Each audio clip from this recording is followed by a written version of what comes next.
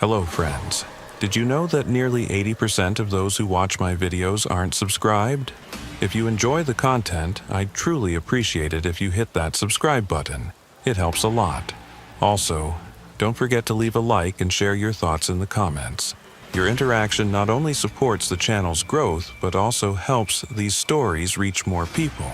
Thank you all for being here. By the way, where are you watching from? Let me know in the comments.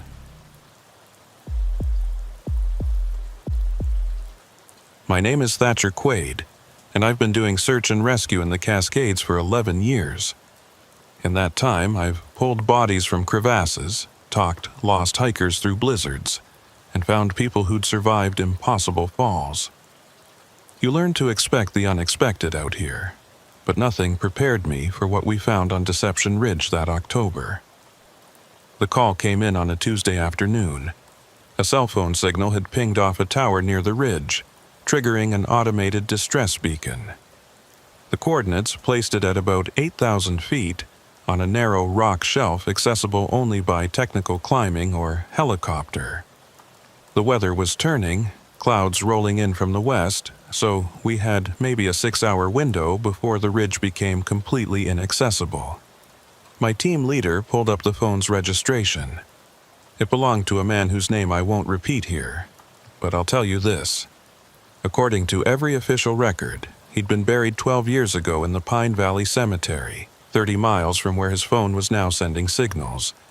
His obituary mentioned a hiking accident. Body recovered. Funeral attended by 200 people. Closed casket. Probably someone found an old phone, the team leader said, squinting at the screen. Charged it up, triggered the beacon by accident. But that didn't explain why the phone's battery would still hold a charge after 12 years, or why it would be up on that particular shelf. Deception Ridge earned its name honestly. The rock face is unstable, prone to slides, and the shelf where the signal originated is barely wide enough for a person to stand. There's nothing up there. No trail leads to it. No reason for anyone to be there. We assembled a team of 4. Myself, the team leader, and 2 others who were experienced in technical rescue. We loaded the truck with ropes, harnesses, medical supplies, and communication equipment. The drive to the trailhead took 40 minutes, winding through dense forest that was already starting to shed its leaves. The sky had that heavy, oppressive quality that comes before mountain weather turns mean. The hike to the base of Deception Ridge took 3 hours. The trail was overgrown in places, suggesting it didn't see much traffic. We passed the rusted frame of an old fire lookout tower, long abandoned, its stairs missing and windows broken. The wind had picked up by the time we reached the ridge's base, carrying the smell of distant rain and pine resin. The team leader studied the rock face through binoculars. "There," he said, pointing to a narrow ledge about 200 feet up. "That's where the signal's coming from." I could see it now, a dark shape on the shelf that might have been a backpack or a pile of clothing. But even from that distance, something about it looked wrong. The way it sat there, too still, too deliberately placed. We set up the climbing system, anchoring our ropes to a massive Douglas fir. I volunteered to go up first. I've always been comfortable with heights, and my build makes me good for technical climbs in tight spaces. The team leader checked my harness twice, then gave me the go-ahead. The climb was straightforward at first. The rock was solid granite, plenty of handholds, and the rope system gave me confidence. But as I got higher, I noticed something odd. There were scratch marks on the rock, recent ones, cutting through the lichen and moss. They looked almost deliberate, as if someone had been carving or scraping at the stone. Halfway up, my radio crackled. "How's it looking?" the team leader asked. "Stable, seeing some unusual marks on the rock face, can't tell what made them." "Animal? Maybe, but they're too regular." I continued climbing, and the marks became more pronounced. They formed patterns, almost like letters, but nothing I could read. The wind was stronger now, pulling at my jacket. making the rope swing slightly. Below me, the forest stretched out in a carpet of autumn colors, beautiful and indifferent. When I reached the shelf, I had to pull myself up carefully. The ledge was even narrower than it had looked from below, maybe 3 feet deep and 10 feet long. And there, wedged against the rock wall, was a backpack. It was weathered, but not ancient, the kind of technical pack serious hikers use. Next to it was a cell phone, screen cracked but somehow still glowing. I keyed my radio. I've got the pack and the phone, no sign of a person. Can you check the pack? See if there's ID? I unzipped the main compartment carefully, mindful of the drop behind me. Inside was the usual hiking gear, a water bottle, energy bars, a first aid kit, a fleece jacket. But there was also a journal, wrapped in a plastic bag to keep it dry. I pulled it out and opened to the first page. The handwriting was small and precise. The first entry was dated 12 years ago, the week before the man whose phone this was had supposedly died. But the entries continued past that date. Weeks past it. Months past it. The latest entry was from 3 days ago. I felt a chill that had nothing to do with the wind. Team leader, you need to hear this. The journal has entries from after the death date. Recent entries. Static crackled. Say again? The journal. It's been written in continuously for 12 years. The last entry is from 3 days ago. A long pause, then, what does it say? I flipped to the most recent entry. The handwriting had deteriorated, becoming shaky and erratic. But the words were clear enough. They keep finding me. Every time I think I've gone far enough, they find me. The signal won't stop. I can't turn it off. I can't throw it away. It always comes back. This is the last place. After this, there's nowhere left to hide.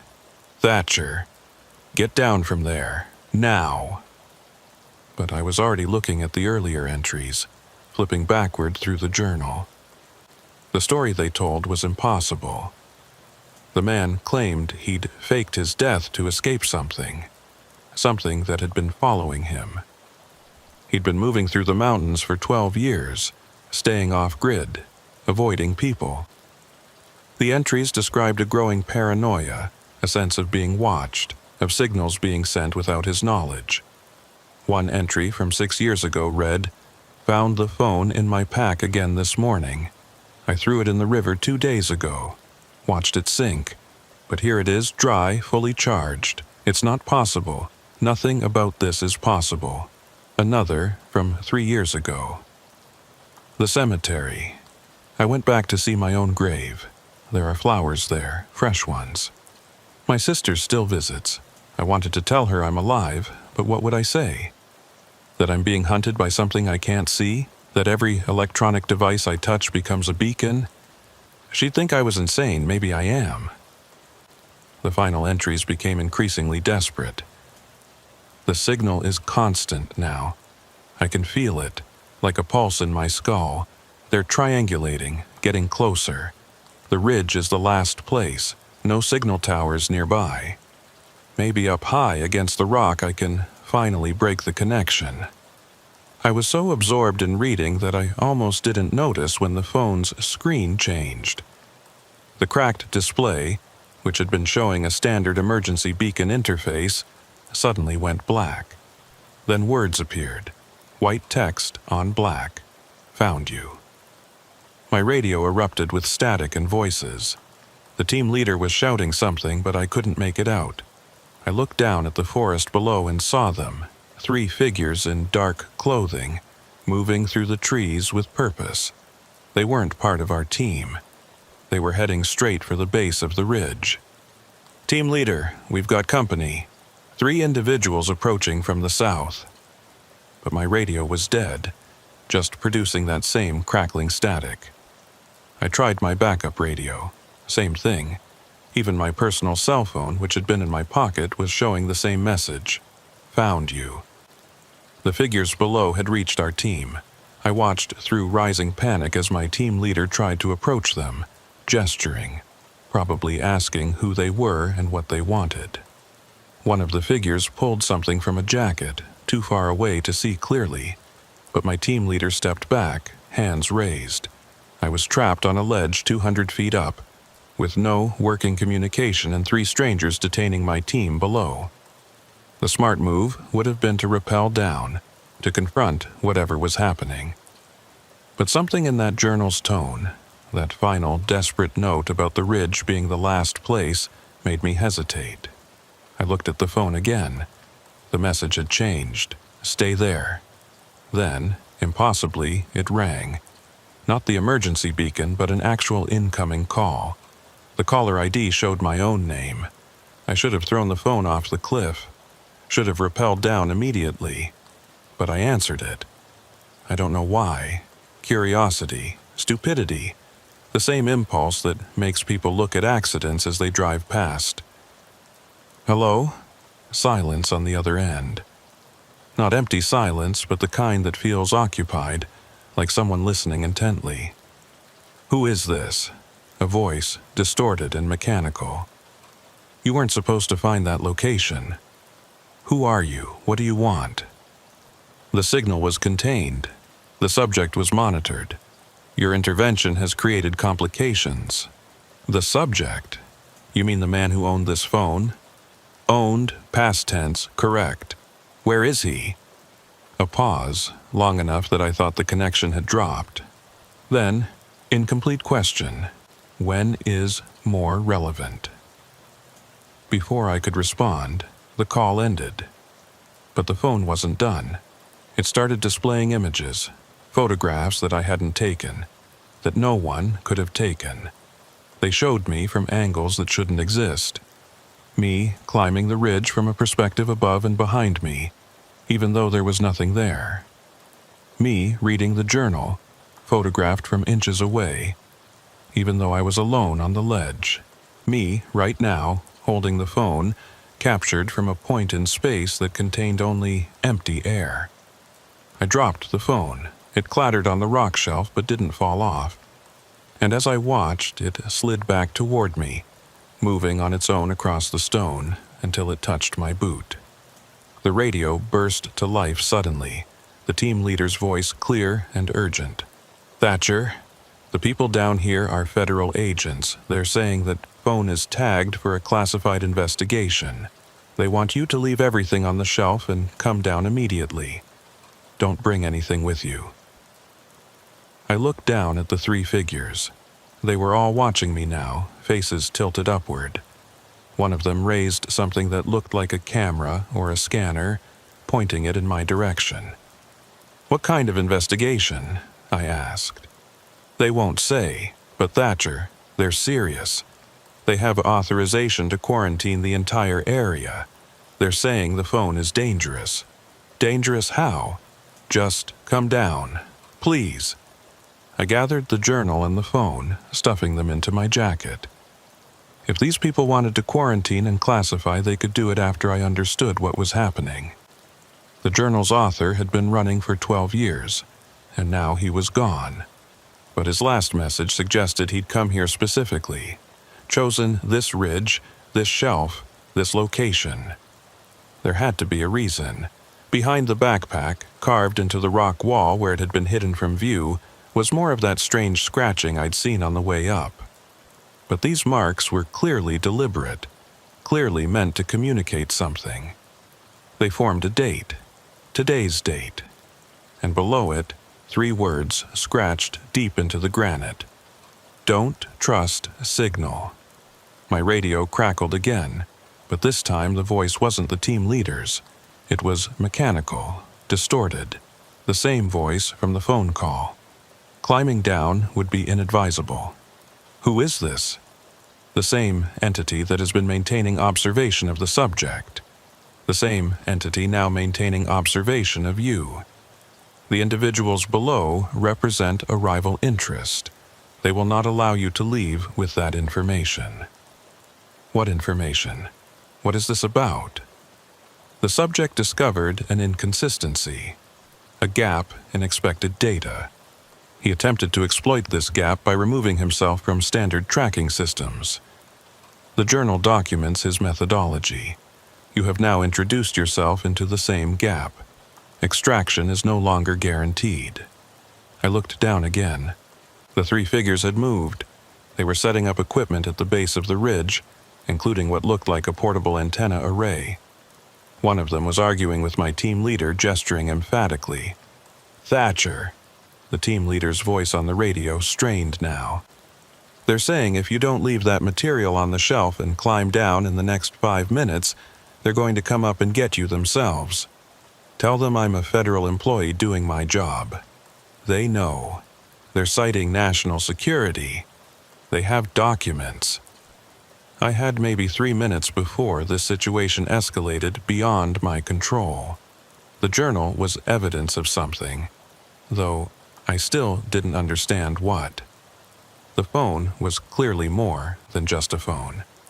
And the voice, the entity that claimed to be observing, seemed to have its own agenda. I made a decision that probably wasn't smart but felt necessary. I took out my personal phone and photographed every page of the journal, working quickly, making sure each image was clear. Then I photographed the carved message on the rock.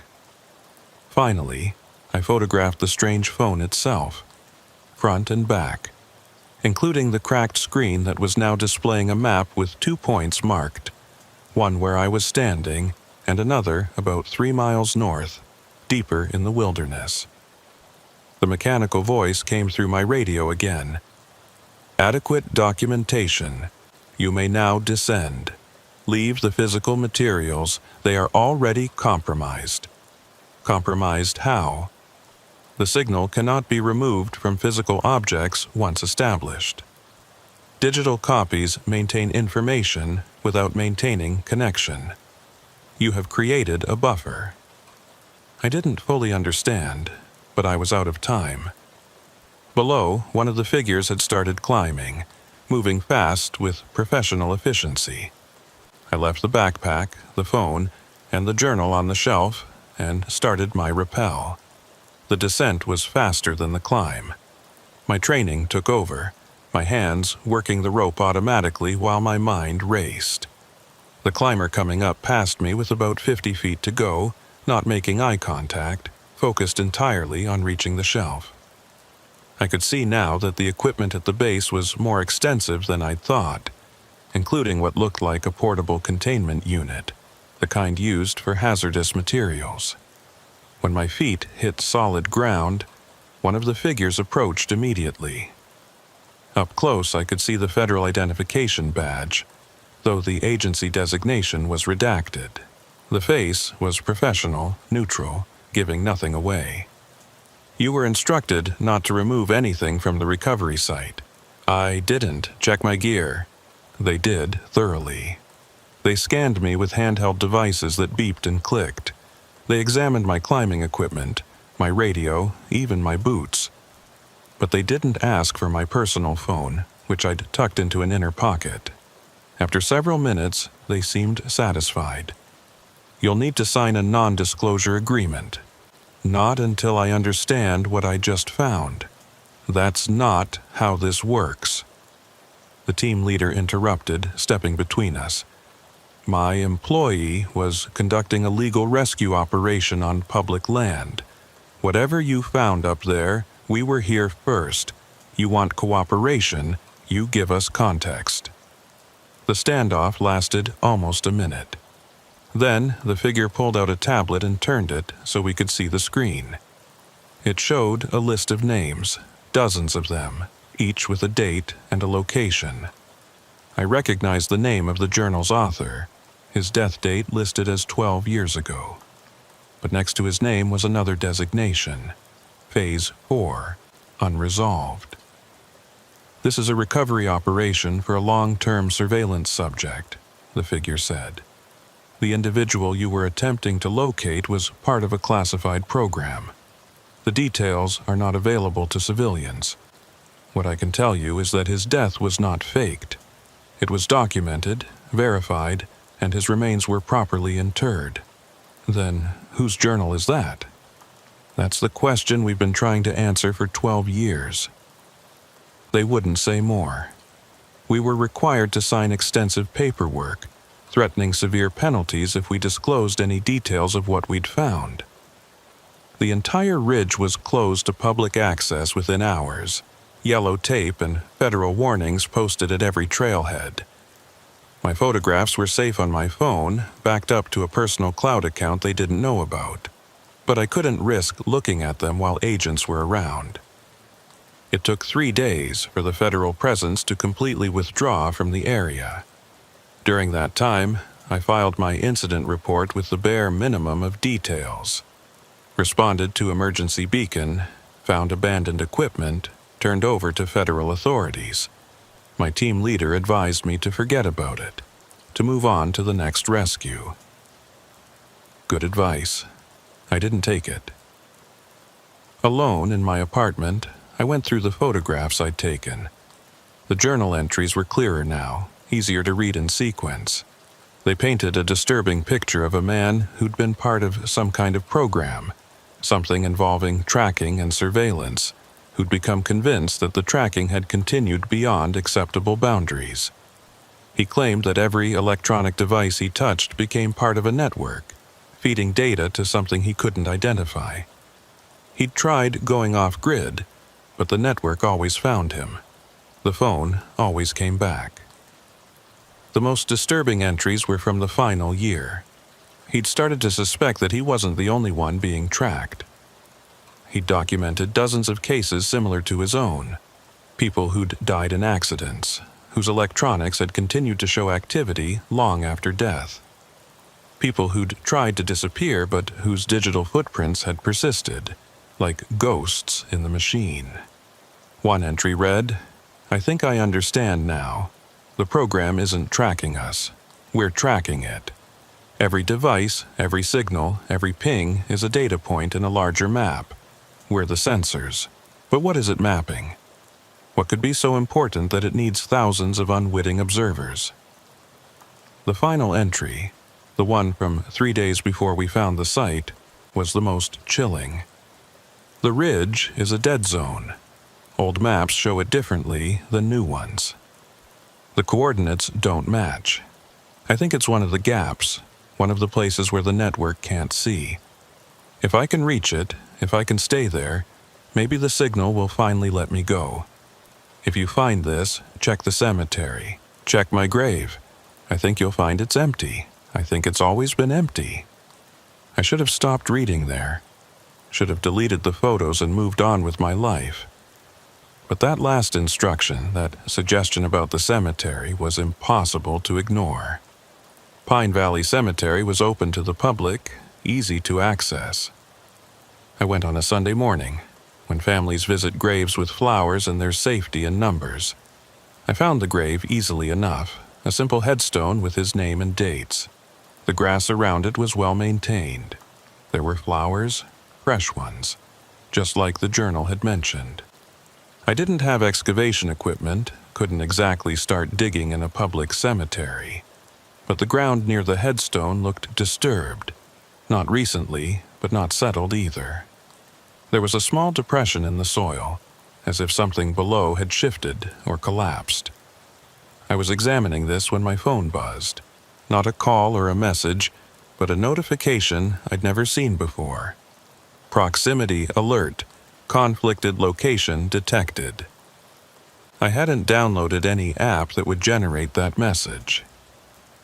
I opened my phone settings, trying to find the source, but the notification had already disappeared. In its place was a map application I didn't recognize, showing my location in the cemetery with another point marked about 20 feet away. The other grave, according to the overlay, belonged to someone who had died 30 years ago in a car accident. Out of morbid curiosity, I walked to that grave. The headstone was older, weathered, but the dates were clear. I did a quick search on my phone. The woman buried there had died in a collision on the highway, pronounced dead at the scene. But when I searched deeper, I found something odd. Cell phone records showing activity on her number for 6 months after her death. The phone company had explained it as a billing error, a glitch in their system. My phone buzzed again. Proximity alert. Conflicted location detected. I looked around the cemetery with new eyes.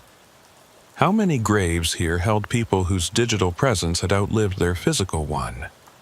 How many were part of whatever network the journal's author had discovered? The mechanical voice from the ridge spoke through my phone, making me jump. You should not have returned to analog verification sites. Who are you? What is this? Designation is irrelevant. Function is observation and documentation. You have introduced anomalous data into standard collection protocols. This creates complications. I don't understand. Correct. Understanding is not required for participation. However, your documentation of physical discrepancies introduces risk of cascade awareness. The subject spent 12 years attempting to create this cascade. You have accomplished it in 3 days. What happens now? Uncertain. This is not a historical precedent. The ridge location has been sanitized. Physical evidence removed. But your digital copies persist outside standard recovery protocols.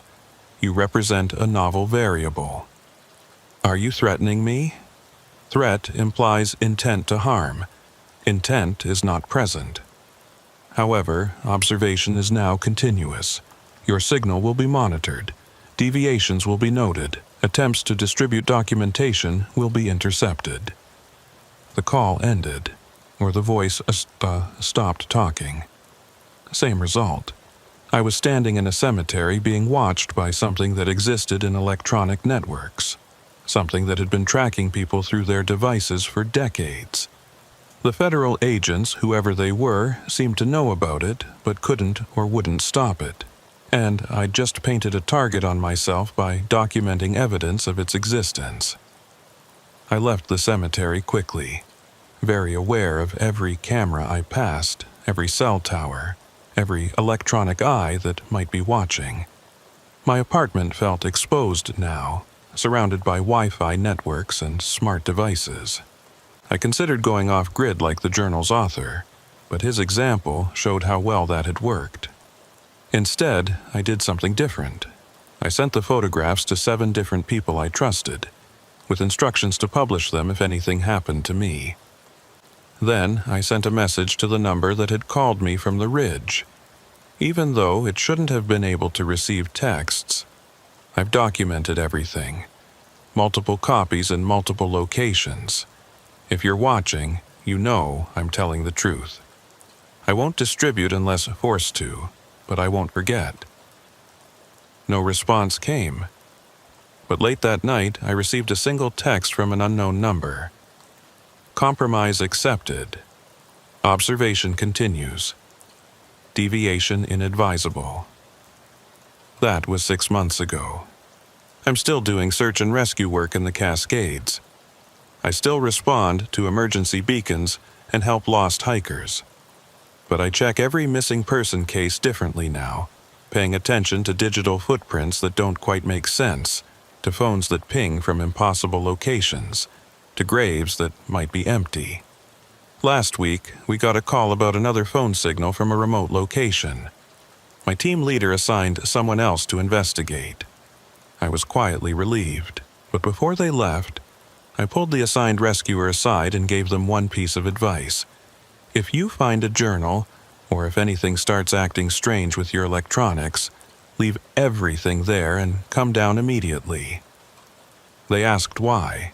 I told them it was just a feeling, a precaution. They accepted that. What else could I say? The truth is, I don't know what we found on Deception Ridge. I don't know if the journal's author is a dead, or something in between. I don't know if the mechanical voice that speaks through my phone sometimes is a surveillance AI, a foreign intelligence operation, or something else entirely.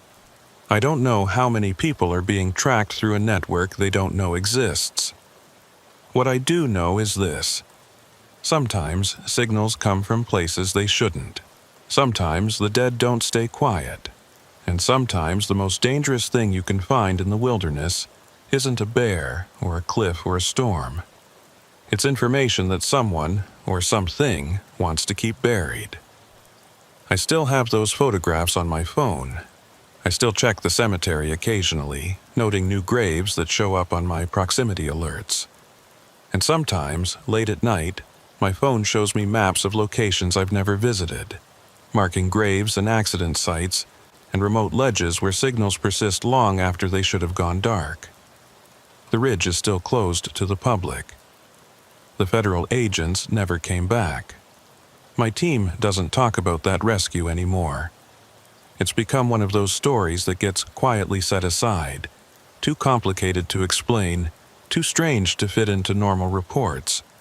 But I think about it every time I respond to an emergency beacon. Every time a phone pings from an impossible location. Every time someone goes missing and their devices keep transmitting long after hope has faded. The network is always watching. The signals never stop. And somewhere in the gaps between digital and physical, in the spaces where our maps don't quite match reality, people like the journal's author are trying to hide from something that might be unhideable. I don't know if I'm part of that network now, just another node in a system I don't understand. I don't know if my compromise with the mechanical voice will hold, or if one day I'll find myself climbing toward my own impossible signal, leaving my own journal as a warning for whoever comes next. What I know is that Deception Ridge earned its name in more ways than one. And the signal that shouldn't exist? It's still out there, pinging from locations that aren't on any map, carrying messages from people who might not be alive anymore. Sometimes I wonder if I should have thrown that phone off the cliff instead of answering it. But it's too late now. I'm being watched. We're all being watched. The only question is whether we're observers or observed, and I'm increasingly uncertain about the answer. My name is Lyle Renfrow, and I've spent 14 winters doing search and rescue in the Colorado Rockies. You learn to read snow like a language out here. Every track tells a story. The depth tells you weight, the stride tells you speed, the edges tell you when. After 14 years, I thought I'd seen every variation of that story. I was wrong. The call came during a February blizzard, the kind that drops 3 feet in 12 hours and makes the mountains forget they were ever anything but white. A group of cross-country skiers had activated an emergency beacon from somewhere near Whitestone Pass, about 8 miles from the nearest trailhead.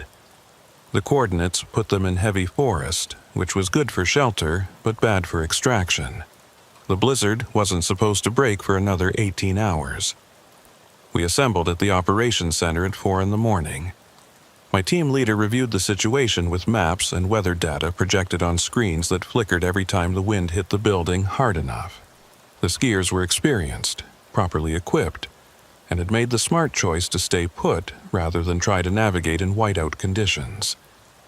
Standard extraction protocol: snowmobiles as far as possible, then snowshoes for the final approach. Medical team on standby. Expected operation time, 6 to 8 hours. I'd done this drill dozens of times. But something felt off from the start. A tension in the operations center that went beyond normal pre-mission anxiety. The dispatcher who'd taken the initial call from the skiers kept glancing at her notes, then at the map, then back at her notes. Finally, she spoke up. "There's something else," she said. When I took the call, there was interference on the line. Sounded like other voices, but distant. The caller thought it was echo from the storm, but I've never heard echo like that. And at the end of the call, right before we lost connection, I heard what sounded like the same voice twice, speaking simultaneously. Same words, same inflection, but layered. The team leader frowned. Equipment malfunction? That's what I thought. But I called them back on their satellite phone to verify coordinates. Got through to a different member of the group. She said they were hearing things too. voices in the storm. Thought it might be another group nearby, but she couldn't see anyone. And then she said something strange.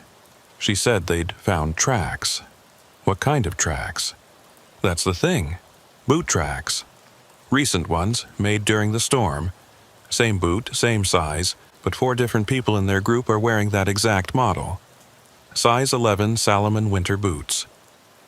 I felt the first whisper of unease. The Salomon X Ultra winter boot was standard issue for winter hiking, popular enough that coincidence wasn't impossible. But 4 people in one group, all the same size, all the same model. The statistical odds were low. Could be another group, someone suggested. Same outfitter, same gear. That's what I thought too, the dispatcher said. But she sent photos before we lost signal.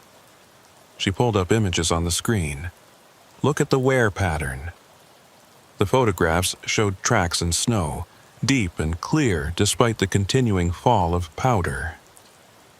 4 sets of identical tracks, same boot, same size. But it was the wear pattern that made my stomach tighten. Every boot leaves a unique signature based on how the owner walks, where the tread has worn down, where pressure is distributed. These 4 tracks showed identical wear, a slight drag on the right heel, a deeper impression on the outer left toe, a worn spot in the ball of the foot. Not similar. Identical. One person walking in circles? Someone suggested. The tracks don't circle. They run parallel for about 50 feet, then converge, then separate again. And get this, the skiers say the tracks appeared around their camp overnight. They set up in a clearing at sunset, and the ground was fresh snow. But this morning, the tracks were there, running through their camp, around their tents, like someone had been walking among them while they slept. The team leader made a decision. Gear up, whatever's happening, they need extraction. Lyle, you're lead tracker. I want you watching for any signs of additional persons in the area. We loaded the snowmobiles and headed into the storm. Visibility was maybe 20 feet. The world reduced to swirling white and the narrow tunnel of our headlights. The cold was the kind that finds every gap in your clothing, that makes your lungs ache with each breath. We followed GPS coordinates, moving slowly, constantly checking and rechecking our position. 3 miles from the trailhead, we found the first tracks. They crossed the trail we were making, running perpendicular into the forest. I stopped, signaling the others to hold. In the beam of my headlamp, the tracks were clear despite the falling snow. Boot prints, size 11, Salomon X Ultra, and that distinctive wear pattern. I keyed my radio. Got tracks here. Same boot as in the photos. The team leader pulled up beside me. Direction? I followed the tracks with my light. They ran straight into dense forest, spacing consistent, no hesitation. East. Directly away from where the skiers are located. Could be one of them. Maybe they wandered off, got disoriented. Maybe. But I was already taking photos documenting what I was seeing. Because these tracks were fresh, made within the last hour, based on how much snow had accumulated in them. And they were deep, suggesting someone moving fast, not the tentative steps of someone lost and disoriented. We continued toward the skiers' location. Within the next mile, we found 3 more sets of tracks. Each time, the same boot, the same size, the same wear pattern, and each set was heading in a different direction, like spokes on a wheel radiating out from some central point. This doesn't make sense, one of the other rescuers said. Even if it's the same person doubling back, the timing doesn't work.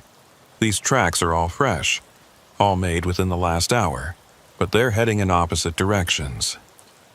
The team leader checked the GPS. We're less than a mile from the skiers. Let's get them secured first, then we can figure out what we're dealing with. The final approach had to be on snowshoes. The forest too dense for the snowmobiles. We marked our location with flags and reflectors. standard procedure for ensuring we could find our way back. The skiers' beacon was pinging strong now, just a few hundred yards ahead. We found their camp in a small clearing, 3 tents arranged in a triangle around a dead fire. But something was immediately wrong. The camp was empty. All 3 tents were unzipped and open, filling with snow. Gear was scattered, some of it half buried already. And tracks were everywhere. I counted them in the beam of my headlight. At least 20 sets of tracks, all the same boot, all converging on the camp from different directions. They circled the tents, crossed and recrossed each other, creating a maze of identical prints. But there was no sign of the skiers themselves. The team leader tried the satellite phone number. No answer. He tried the emergency beacon frequency. The beacon was still transmitting, but when we tracked it, we found it lying in the snow outside one of the tents, abandoned. "Sweep pattern," the team leader ordered. "They might be sheltering in the trees. Stay in visual contact. Nobody goes more than 50 feet from the clearing." We spread out, calling names, searching the immediate area. The wind had picked up, carrying our voices away into the storm. Snow fell so thick it was like trying to see through a white curtain. And everywhere those tracks. Always the same boot, always the same size, always that identical wear pattern. I was circling back toward the camp when I saw movement. A figure, barely visible through the snow, standing at the edge of the clearing. I raised my hand, about to call out, when I realized something was wrong. The figure wasn't moving despite the wind. It was too still, standing in a posture that was somehow off, weight distributed wrong. I approached slowly, one hand on my radio. "Hello? We're search and rescue. Are you part of the skiing group?" The figure didn't respond, didn't turn, just stood there facing away from me. I could see now it was wearing winter gear, a heavy parka and boots, size 11 Salomon boots. "Sir, ma'am, can you hear me?" I was maybe 10 feet away when the figure moved. Not a natural movement, but a sudden pivot, too fast, joints bending in ways that seemed wrong. It faced me fully, and in the beam of my headlight I saw the face. It was a man, middle-aged, with frost in his beard and snow caking his shoulders. But his eyes were wrong. They didn't focus on me, didn't track my movement. They stared straight ahead with the fixed intensity of a mannequin's gaze, and his mouth was moving, working silently like he was speaking but producing no sound. I keyed my radio. "Found someone. East side of the clearing. He seems disoriented, possibly hypothermic." I moved closer, reaching out. "Sir, we're here to help. Can you tell me your name?" His mouth kept moving, and now I could hear something. Not words, but a sound like wind through a narrow gap, a whistling that rose and fell in patterns that almost seemed like language. His eyes never blinked, never moved from that fixed forward stare. I reached for his shoulder, intending to guide him back to the camp, but my hand passed through empty air. He wasn't there. Or he was there, but not solid, not real. My hand met no resistance, felt no fabric, just passed through the space where he appeared to be standing. I stumbled backward, falling into the snow, and the figure didn't react. It just stood there, mouth moving, producing that strange whistling sound. "Team leader," I said into my radio, trying to keep my voice steady, "we've got a situation." Before he could respond, I saw more figures. They emerged from the tree line all around the clearing, coming from different directions but moving in perfect synchronization, all wearing the same winter gear, all with that same frozen expression, all walking in that wrong, too fast way. I counted 12 of them. They converged on the camp, walking through tents, through our equipment, through the fire pit, as if none of it existed. And as they moved, they left tracks.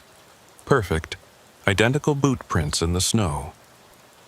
The other rescuers saw them too. I could hear shouted questions over the radio, confusion and fear mixing. The figures moved through our midst, never acknowledging us, never changing course. They walked in intersecting patterns, creating more of those maze-like tracks, and slowly, with growing horror, I realized what I was seeing. They were all the same person, the same face, the same build, the same frost patterns and the same beard. 12 identical copies of one man walking through a clearing in a blizzard, leaving tracks that shouldn't exist. "Fall back to the snowmobiles," the team leader ordered. "Everyone, now." But one of our team, a younger rescuer on his second winter season, had moved toward one of the figures, hand outstretched. "It's not real," he was saying. "It has to be some kind of projection, some kind of—" His hand made contact with the figure's arm, and everything changed. The figure stopped walking, its head turned too far, bones cracking with the motion. And it looked directly at the young rescuer with those eyes that suddenly focused, suddenly saw. The whistling sound stopped. In the silence that followed, broken only by wind, the figure spoke. Its voice was layered, like multiple recordings played simultaneously, each slightly out of sync with the others. "You should not have touched." The young rescuer tried to pull away, but the figure's hand shot out, faster than anything human, and gripped his wrist. Where it touched, frost spread instantly. White crystals racing up his arm, ice forming over his glove, his sleeve, spreading toward his shoulder. We moved as one, 3 of us grabbing the young rescuer, trying to pull him away. But the figure's grip was impossibly strong, and the ice kept spreading. It reached his chest, his neck, frost blooming across his face. He tried to scream, but ice filled his mouth, his throat, turning the sound into a wet gurgle that cut off abruptly. The team leader did the only thing he could. He pulled his knife and cut. Not at the figure, which seemed to be made of something between solid and air, but at the young rescuer's jacket, his layers, severing the frozen fabric and pulling him free.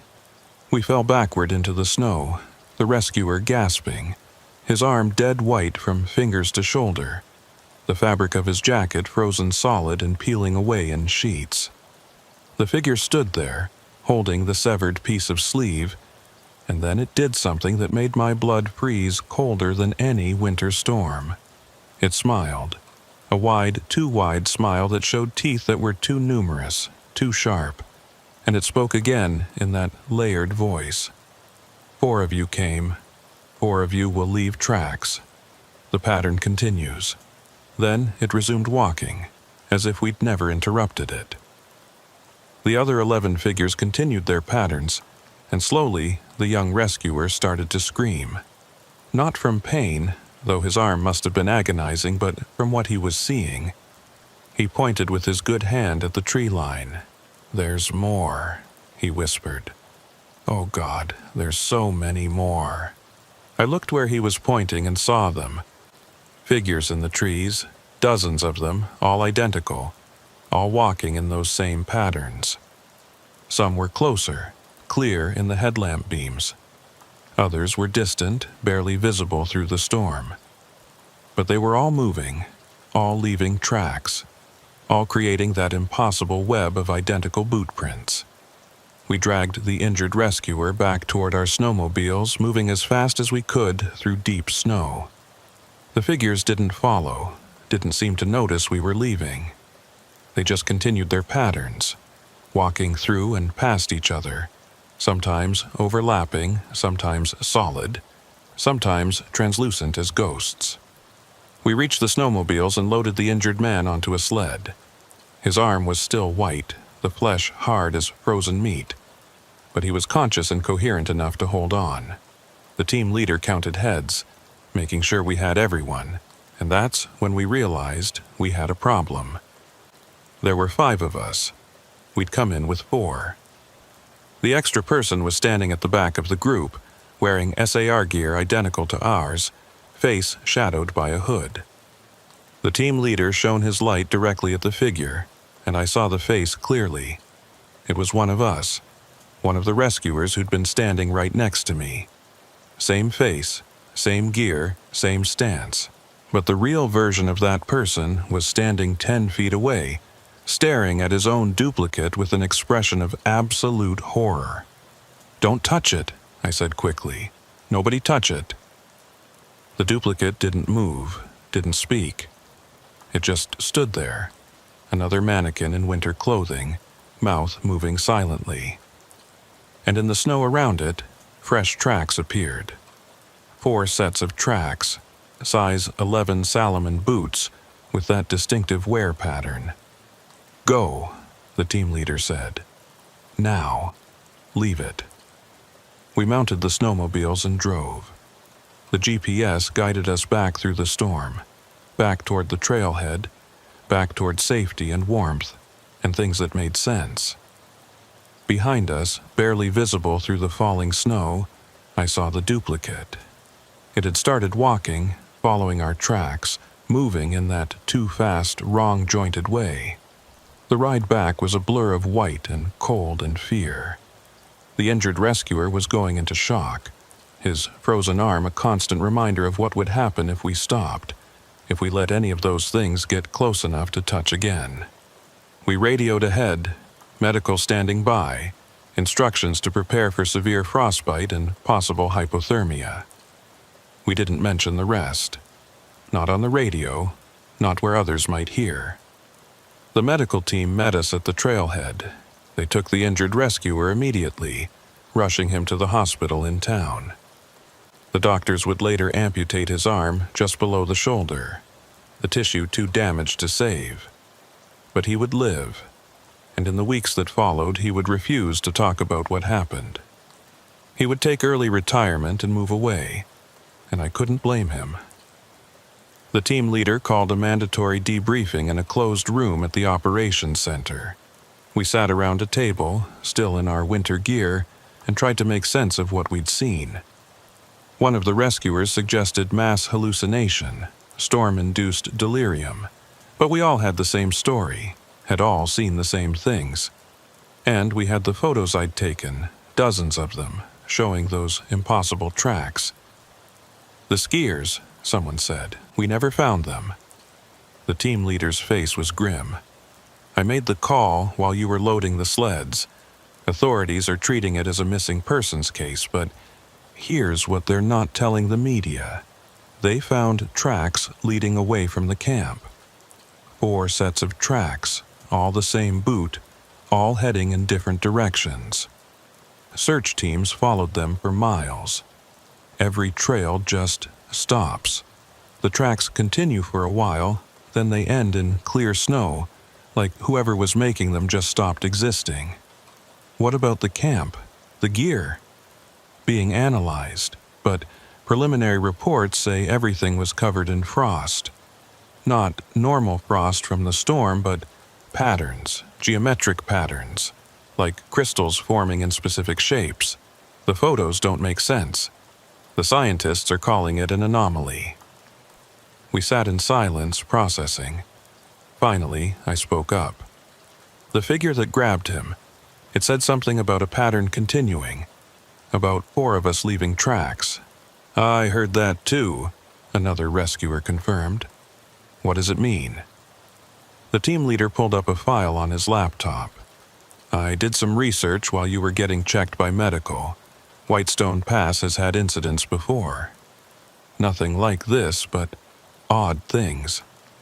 4 years ago, a hiker disappeared in that area. They found her 2 weeks later, 3 miles from where she'd vanished.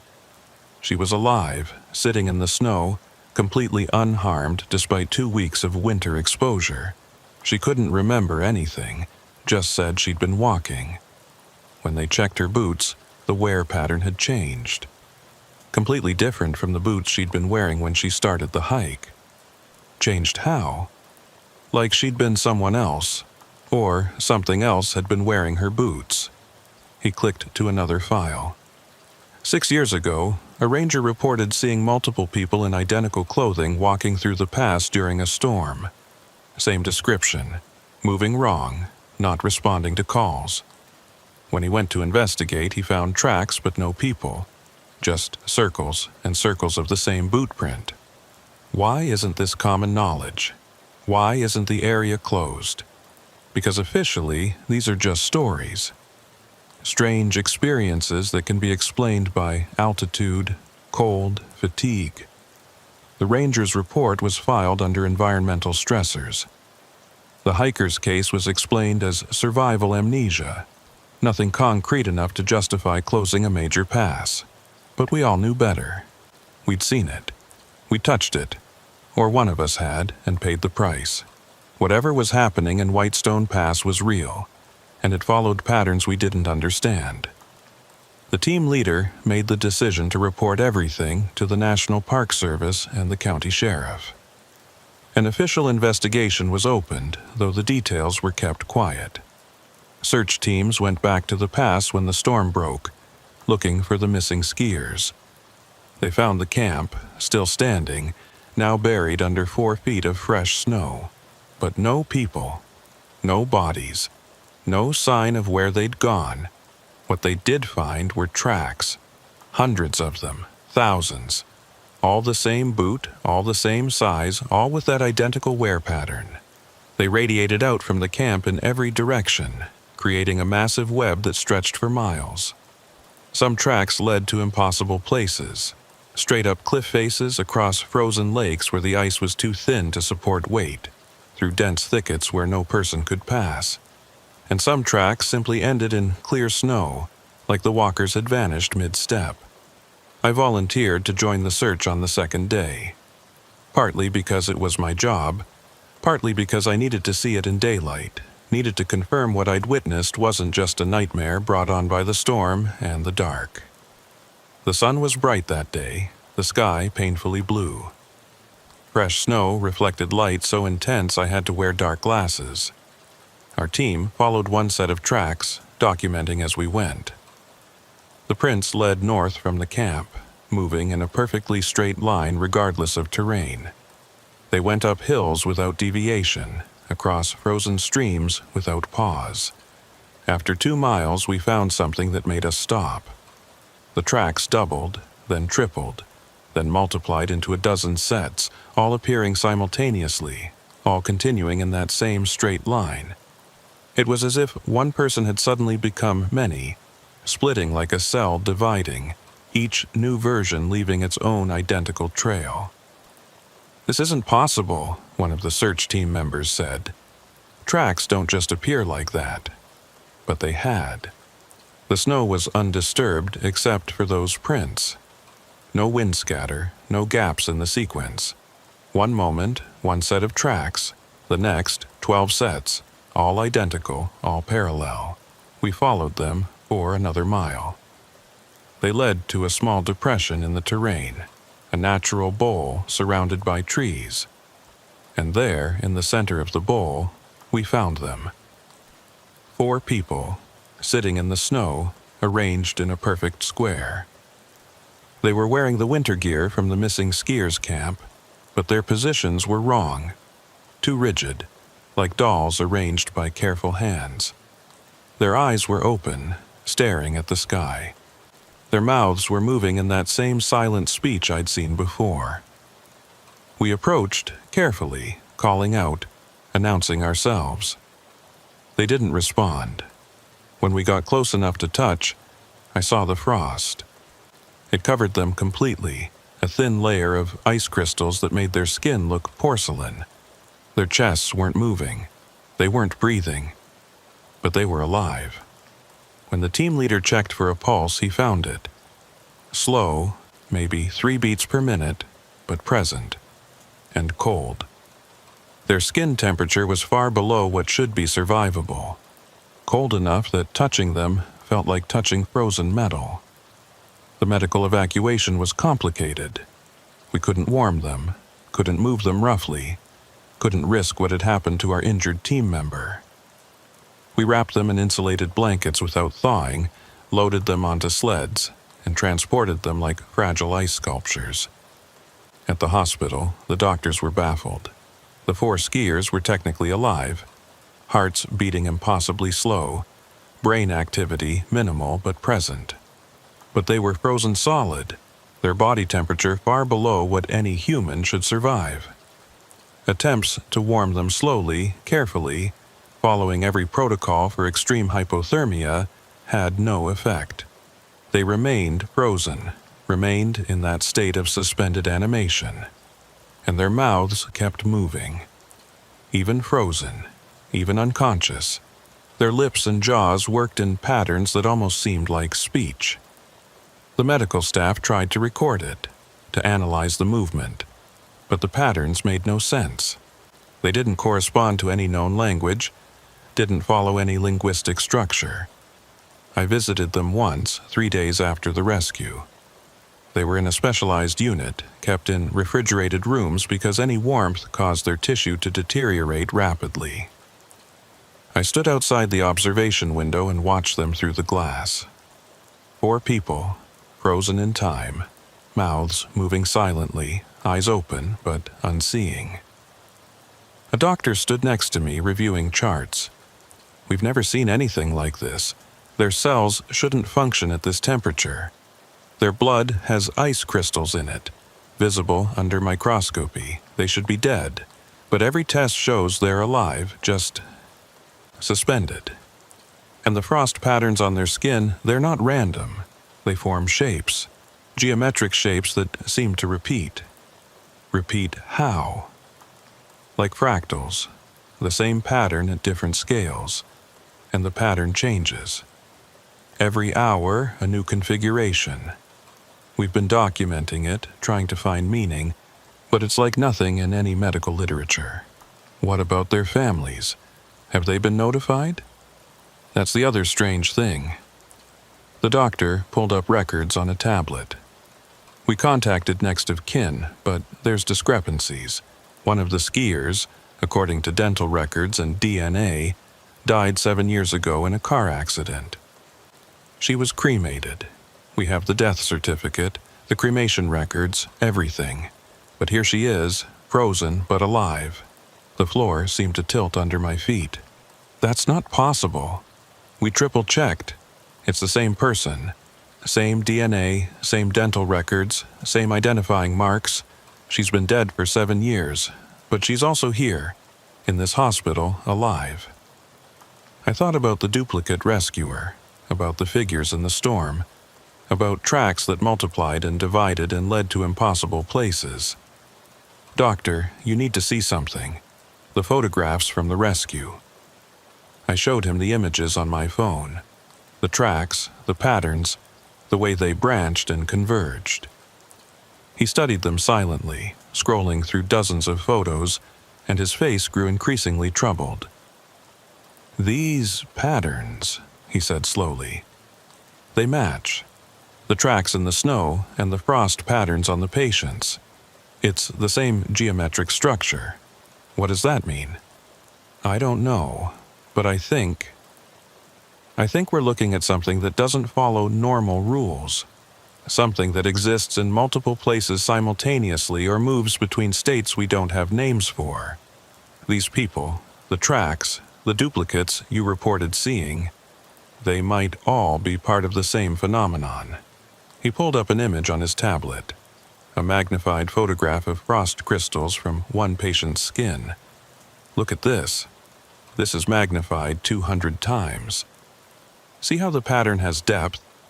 It's not just on the surface. It goes down into the tissue, into the cellular structure.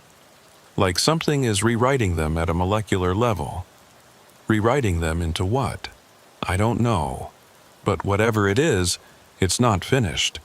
The patterns are still changing, still developing, and if the progression continues at the current rate, in about 48 hours, they won't be human anymore." I left the hospital feeling sick. The team leader called an emergency meeting that evening.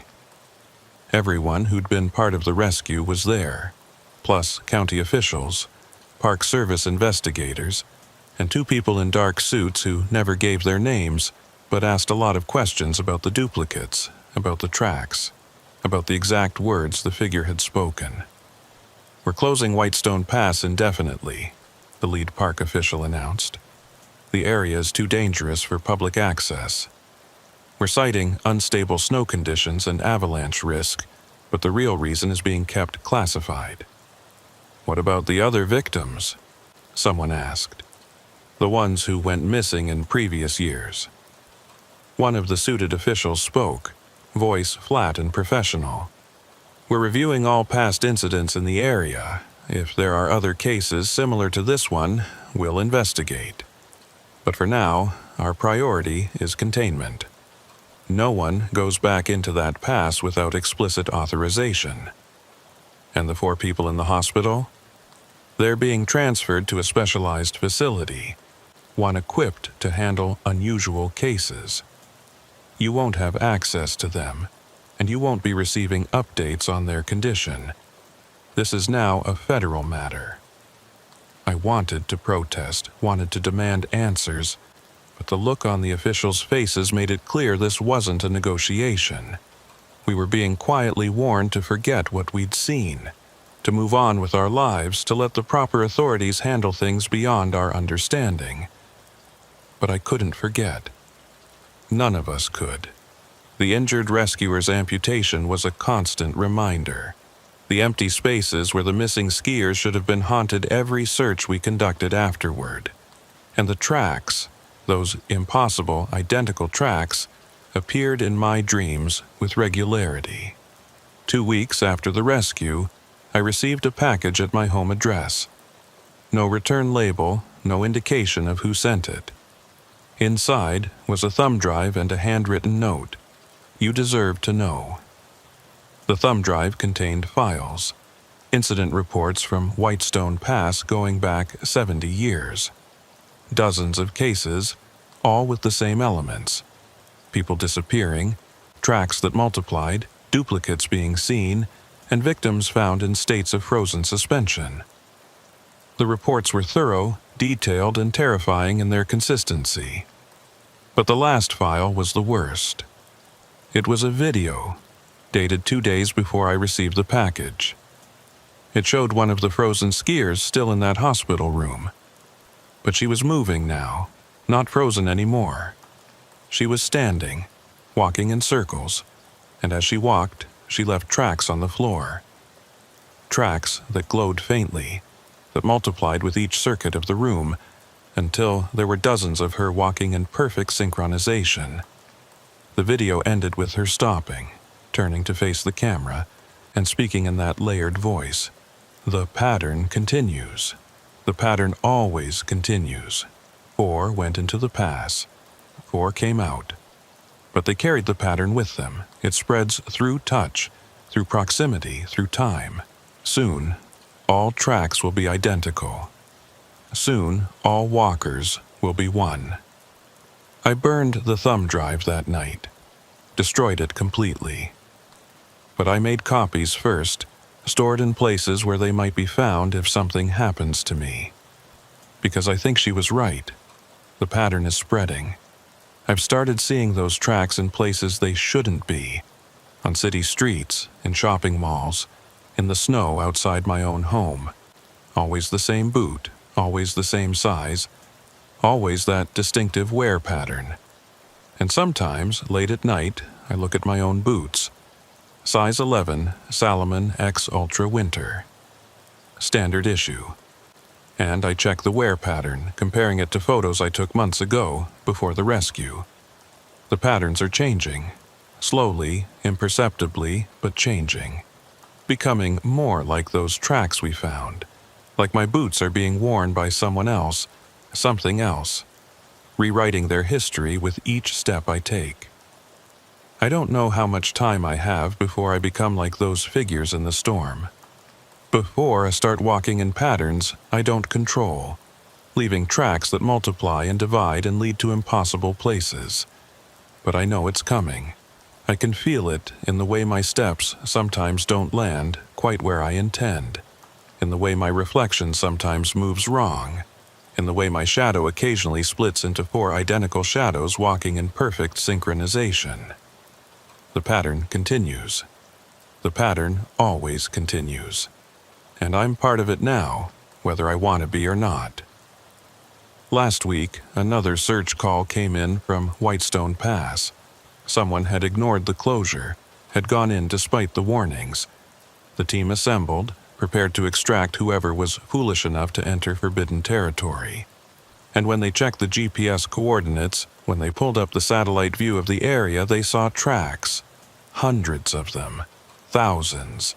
All radiating from the pass in every direction, spreading across the mountains like a web.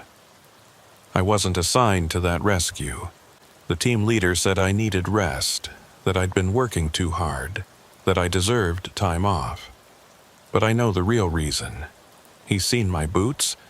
He's seen the way I sometimes walk, the way my stride occasionally matches those patterns we found in the snow. He knows I'm changing, becoming something else, another node in that spreading pattern. And soon, very soon, I'll walk back into Whitestone Pass. Not because I want to, but because I won't be able to stop myself. The pattern will call, and I'll answer, and I'll leave tracks that look like everyone else's tracks, that multiply and divide and lead to impossible places. The pattern continues. The pattern always continues. And when they find me, frozen and sitting in the snow with 3 others, mouths moving in silent speech, they'll try to save us. They'll load us onto sleds and take us to hospitals and study us and try to understand. But they won't. They can't. Because the pattern is older than understanding, deeper than explanation. All they'll know is that 4 went in and 4 came out, and the tracks they left behind will be identical. Just like the tracks are always identical. Just like all tracks will be identical eventually, when the pattern finishes spreading and we all walk the same path, wearing the same boots, leaving the same prints in the same snow. The pattern continues. The pattern always continues, and I'm walking it now, one identical step at a time. My name is Anson Wakefield, and I've worked search and rescue in the Appalachians for 16 years. The mountains here are old, worn down by time into gentle slopes that hide their danger beneath a veneer of familiarity. People underestimate them, think they're safer than the jagged Rockies or the remote Cascades. That's when the mountains remind you they're still wild, still capable of swallowing people whole. But in 16 years, I'd never encountered anything that suggested the mountains could swallow time itself, could hold pockets of past and present in the same physical space, overlapping like photographs exposed on the same film. The call came through dispatch on a humid June morning, the kind where the air sits heavy in your lungs and sweat starts forming before you've done anything to earn it. A hiker had activated a personal locator beacon from somewhere in the Daniel Boone National Forest, coordinates placing him about 6 miles off the main trail system. The initial report was standard enough.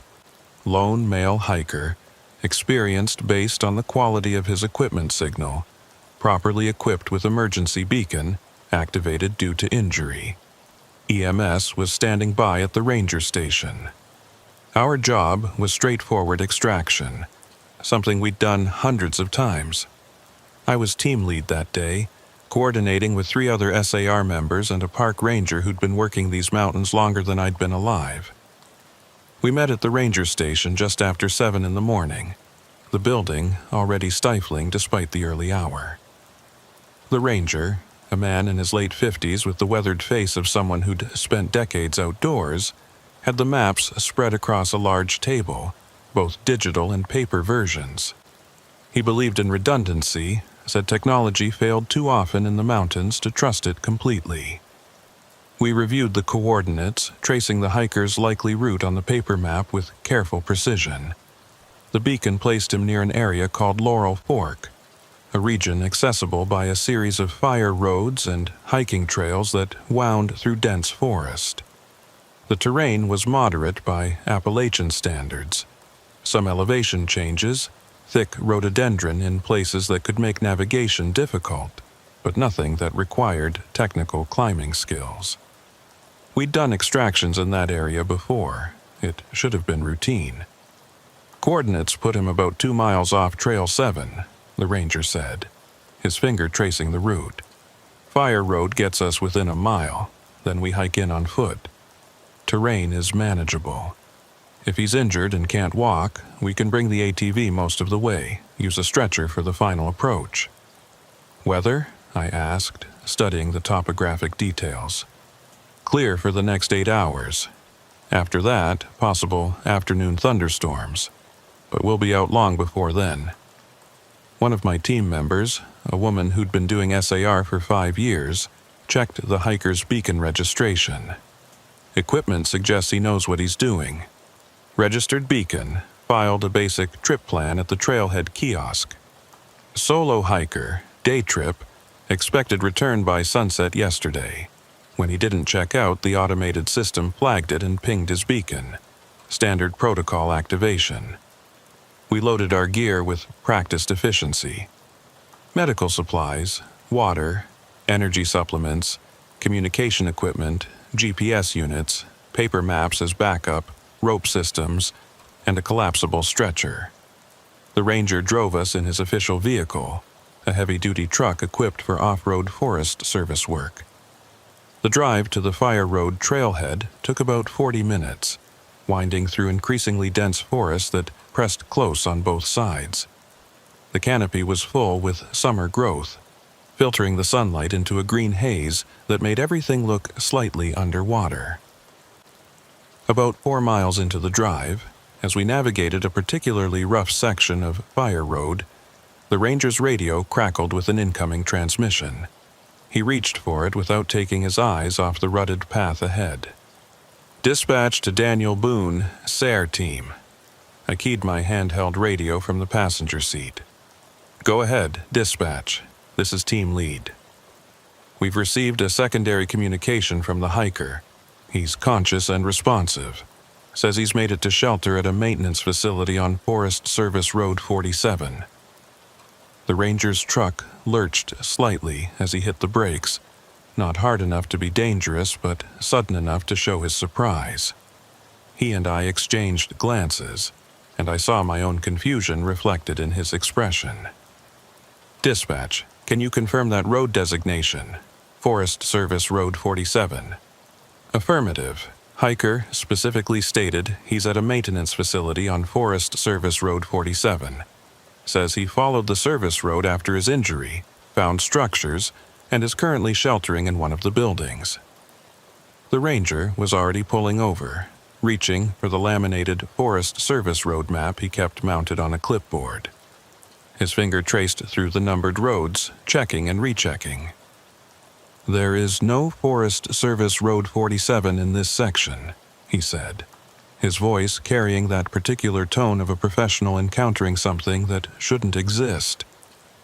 We go up to 38 in this district, then the designations jump to the 60s when you cross into the next county. There's no 47, never has been in my 23 years working here. I keyed the radio again. Dispatch, the hiker says the road is clearly marked. Affirmative. He specifically mentioned seeing a metal sign at the entrance reading Forest Service Road 47. He said the gate was open, though there were remnants of an old chain. He walked in about a mile and found the facility. The ranger was shaking his head slowly, that gesture of someone confronting information that contradicts everything they know. I've been working this forest for 23 years, he repeated. I know every road, every trail, every old logging path. There's no maintenance facility anywhere near those coordinates, and there's definitely no Forest Service Road 47. But the hiker's GPS coordinates had updated automatically through his beacon system, transmitted with precise accuracy. They showed him stationary at a location that, according to our maps, contained nothing but dense, unbroken forest. No roads, no structures, no history of human development. What do you want to do? My second-in-command asked from the back seat. I studied the map, comparing the old coordinates with the new ones. The hiker had moved about a mile from his original position. following what he claimed was a service road. We follow the coordinates. Whatever he's experiencing, wherever he actually is, that's where we need to go. Dispatch, can you confirm we're heading to the updated location? Copy that. Hiker is requesting you bring bolt cutters. Says there's a gate at the road entrance that's chained, and while he was able to climb over, he wants to make extraction easier by cutting the chain. The ranger made a sound that was half laugh, half disbelief. He's talking about a gate that doesn't exist, on a road that doesn't exist, leading to a facility that doesn't exist. Head injury? One team member suggested. Hallucination from dehydration? Maybe, I said. But his GPS is showing solid coordinates. Whatever he's experiencing, he's definitely somewhere. We treat this as a real rescue until we have evidence otherwise. We continued deeper into the forest, the fire road growing progressively rougher until even the ranger's heavy-duty truck was struggling. The coordinates were leading us off any maintained path, into an area the ranger kept insisting had never had road access. We parked at a natural turnaround point, where the fire road we'd been following simply ended at what looked like a long-abandoned logging site. From here, the coordinates were about 3/4 of a mile through dense forest. We gathered our gear, did a final equipment check, and started hiking. The undergrowth was thick, dominated by rhododendron that formed natural tunnels we had to push through. The humidity was oppressive, the air so saturated with moisture that breathing felt like drinking. Within 15 minutes, we were all soaked with sweat despite the shade. The ranger was in the lead, using a combination of GPS and his intimate knowledge of the terrain to find the easiest path. He kept muttering to himself, checking and rechecking the coordinates, clearly disturbed by where we were heading. This area hasn't been touched in decades, he said. Maybe longer. Look at these trees. Some of these are old growth. We're talking 100, 150 years. No logging, no development, just forest. But as we pushed through a particularly thick stand of rhododendron, the ranger suddenly stopped. His hand went up, signaling us to halt. What the hell? We moved up beside him, and I saw what had caused his reaction. The forest floor showed disturbance. Not fresh, but not ancient either. Broken branches, compressed leaf litter, a clear path through the undergrowth. It looked like a trail, or the remains of one, leading in the direction of our coordinates. This wasn't here 2 weeks ago, the ranger said quietly. I patrol this area monthly. This path didn't exist. Could be from the hiker, someone suggested. He walked through, broke branches as he went. But the ranger was shaking his head. One person pushing through leaves a trace. This looks like multiple passages, like something used regularly. And look at the wear pattern. This is weeks old, maybe months. Not fresh from yesterday. We followed the path cautiously, and the disturbed ground became more pronounced. It wasn't quite a trail, but it was definitely more than one person's passage. The vegetation showed signs of repeated compression, of being pushed aside multiple times. And then we found the first piece of evidence that something very strange was happening. It was a metal post, about 4 feet high, set in concrete at the base. The post had rusted significantly, the orange-brown patina suggesting decades of exposure. Attached to it, hanging at an angle from one remaining bolt, was a metal sign. The sign was weathered, the paint faded and peeling, but the lettering was still legible. Forest Service Road 47, authorized vehicles only. The ranger stared at it like it was a ghost. "This isn't possible," he whispered. "I've never seen this sign, this post, none of it. How is it here?" I pulled out my phone, taking photographs from multiple angles. The concrete base was old, cracked by root action and frost heave. Moss grew on the north side. Lichen covered portions of the metal post. This wasn't something placed recently. This had been here for years, maybe decades. Could it have been missed? I asked. Overlooked during surveys? No. The ranger's voice was firm. Road designations are carefully tracked. Even decommissioned roads are documented. There is no FSR 47 in the database. There never has been. And yet here's a sign saying it exists. We continued along what was now clearly revealing itself as an old road. The more we walked, the more obvious it became. The ground beneath the leaf litter was flatter, more compact. There were drainage ditches on either side, long since filled with debris but still recognizable. Occasional remnants of gravel showed through where erosion had exposed the original road surface. "This is a real road," one of my team members said, stating the obvious because sometimes you have to vocalize the impossible to begin accepting it. "This is an actual constructed Forest Service road." The ranger pulled out his paper maps again, comparing our position to the historical surveys. "According to this 1987 map," he said slowly, "there was a road here, right here. It's marked as FSR 47. He looked up, his face pale despite the heat. "But according to current maps, this road was decommissioned in 1959. It was supposed to have been reclaimed by the forest decades ago. It should be completely invisible by now." "Clearly, it's not," I said, looking at the clear evidence around us. "You don't understand.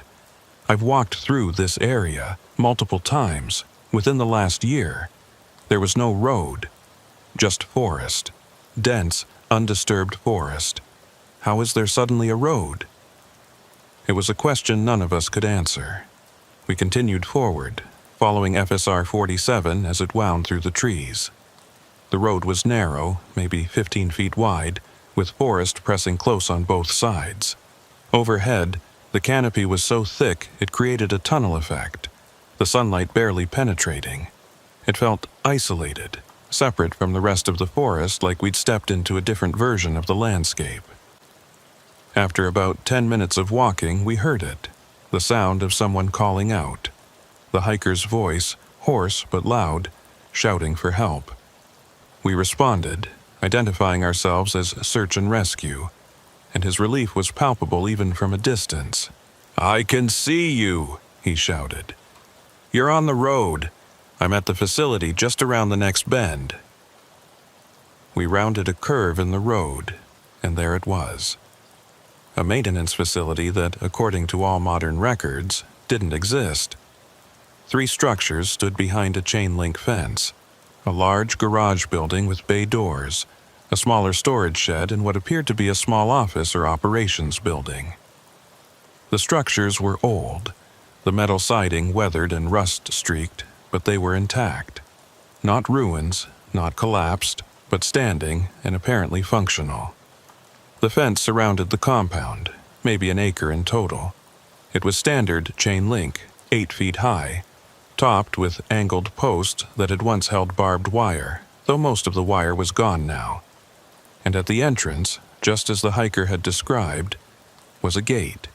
It was chained shut, a heavy padlock securing a thick chain wrapped through the gate and post.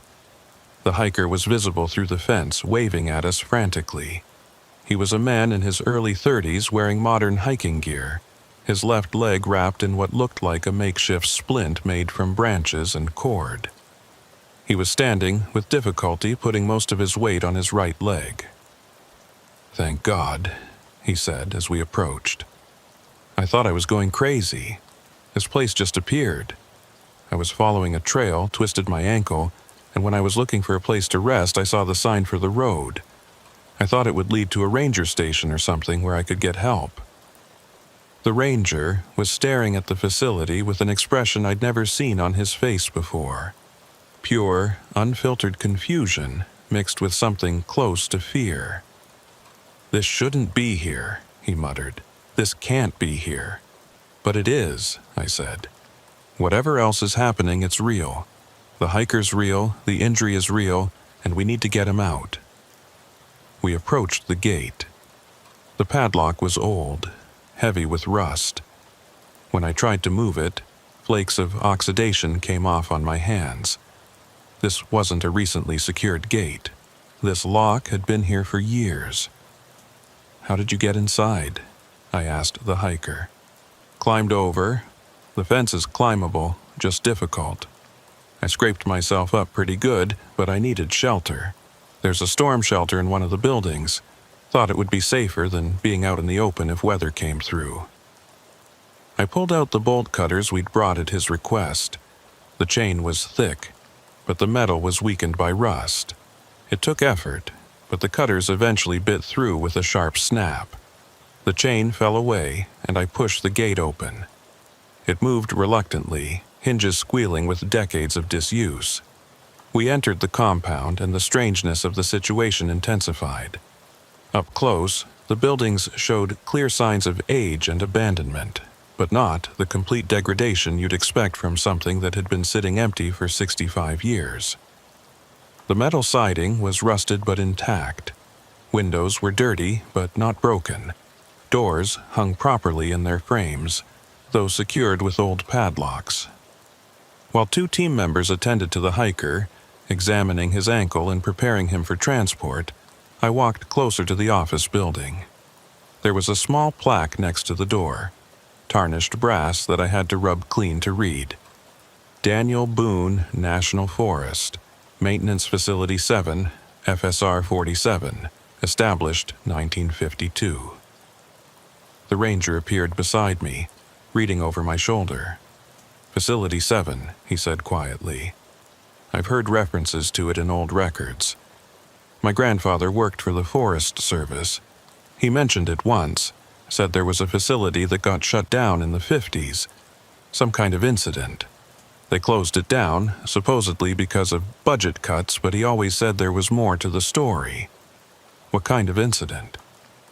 "He never said exactly, just that a worker disappeared. Vanished during a routine workday. They searched for weeks, never found any trace. After that, the Forest Service closed the facility and sealed it off, but I always assumed it had been demolished, or at least allowed to collapse. I never imagined it was still standing."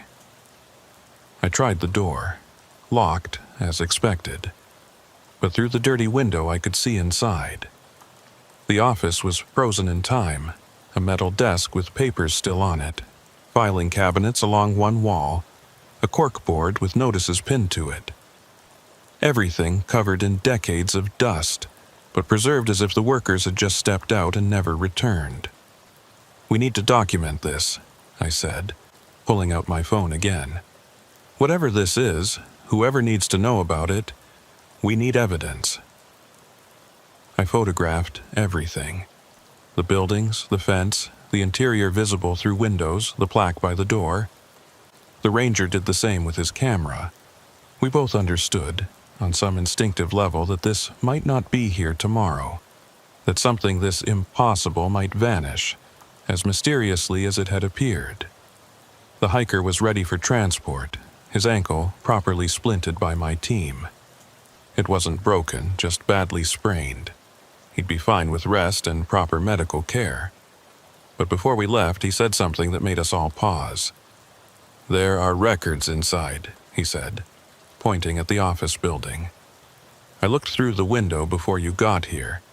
There's a logbook on the desk, an old-style sign-in book. The last entry is from 1959, June 23rd, 1959. Someone signed in that morning but never signed out." The ranger's face went even paler.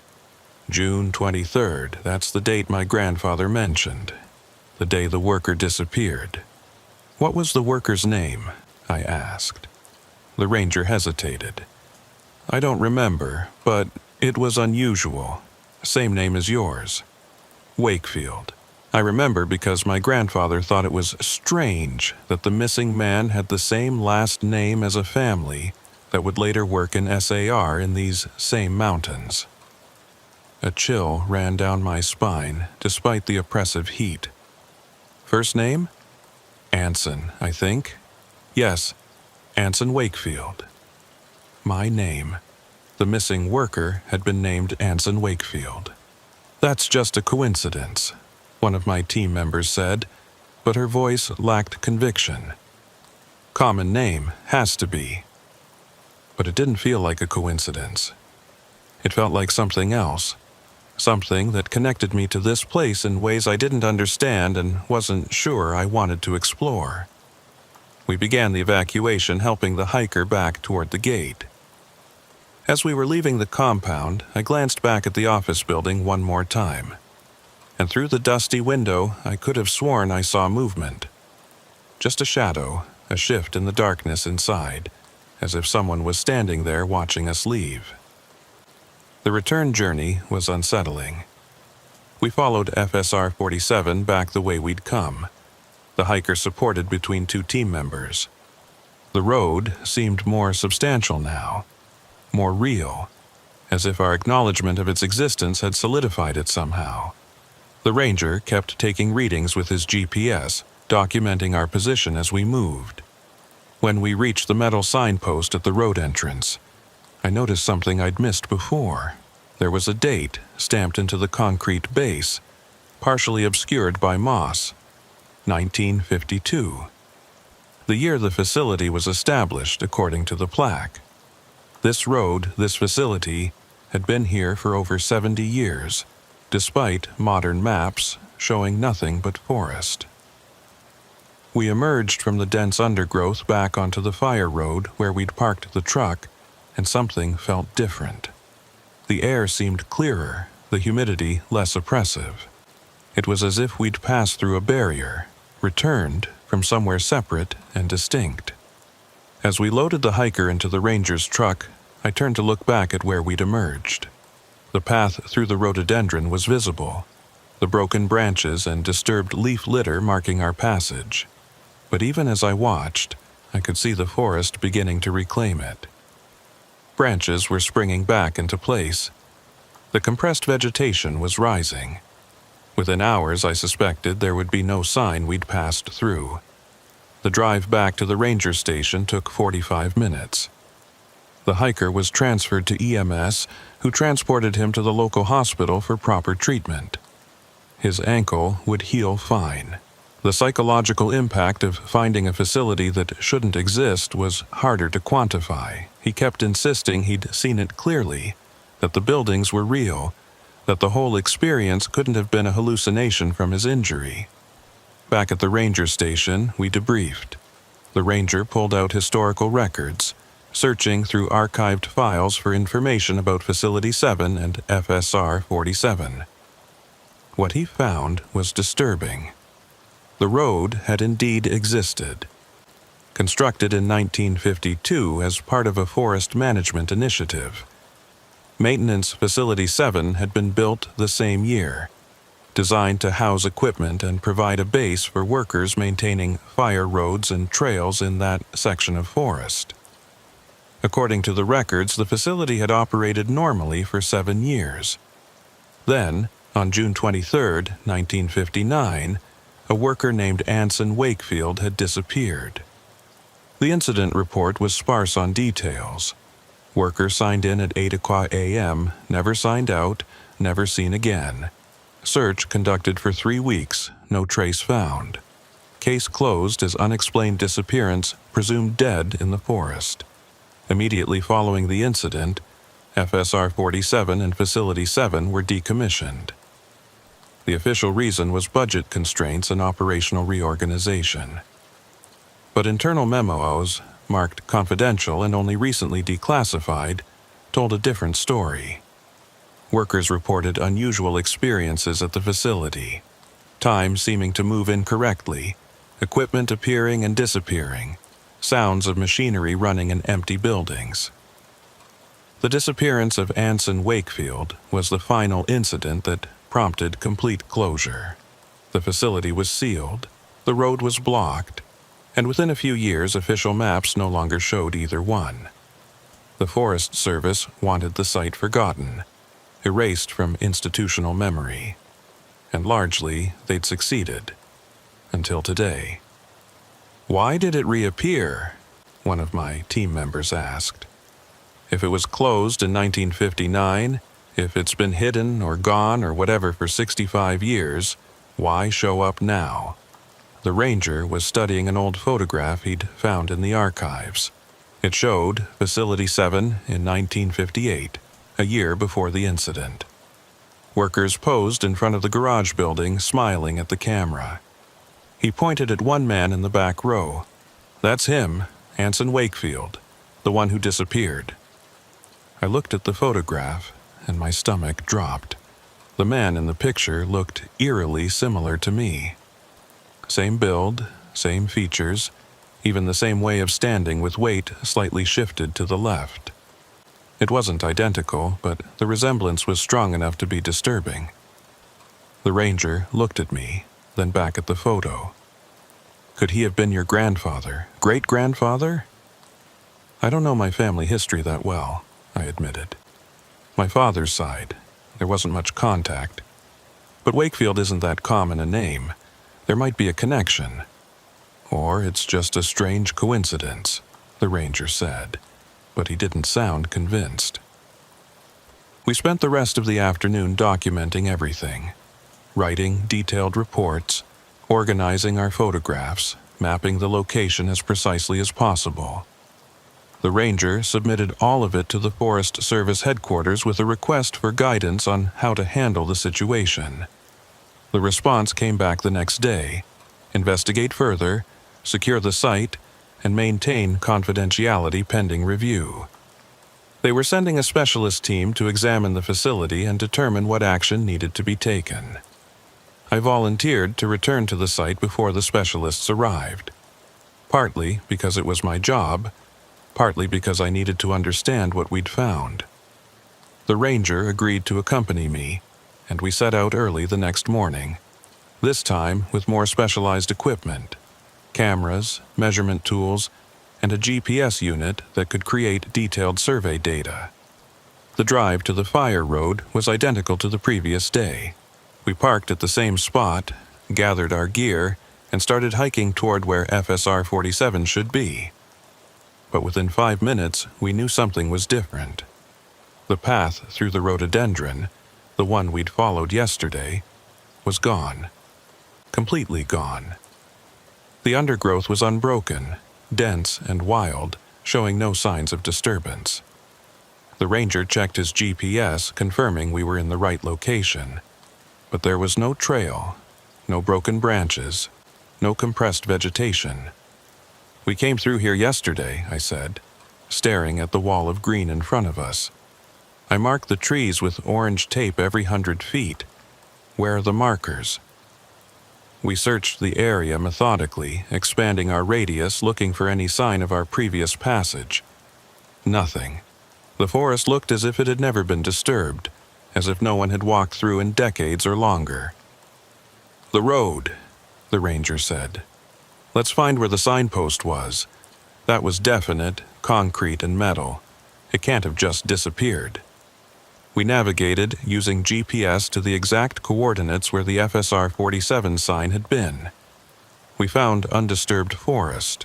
No post, no concrete base, no metal sign. Just trees and undergrowth that looked centuries old.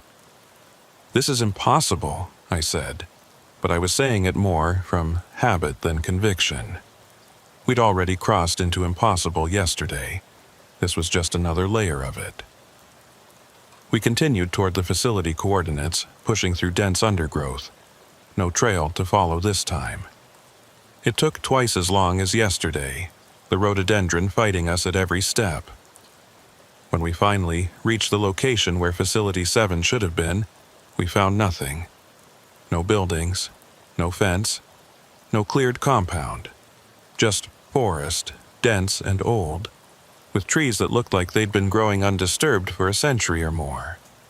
The ranger pulled out his tablet, bringing up the photographs we'd taken yesterday. He compared them to what we were seeing, standing in the exact GPS location shown in the photos. According to this, we're standing in the middle of the compound, right where the office building was, but there's nothing here. I examined the ground carefully, looking for any evidence of structures. Foundation remains, concrete pads, anything that would indicate buildings had once stood here. I found nothing. The soil was covered in thick leaf litter and moss. Tree roots ran through it undisturbed. If there had ever been concrete here, if structures had ever existed, the forest had completely reclaimed them decades ago. "Look at these trees," the ranger said, pointing at several large oaks surrounding us. "Based on their size and the growth rings visible on this damaged one, I'd estimate they're 80 to 100 years old. They would have been here in 1952 when the facility was supposedly built. But you can't build structures where established trees already exist.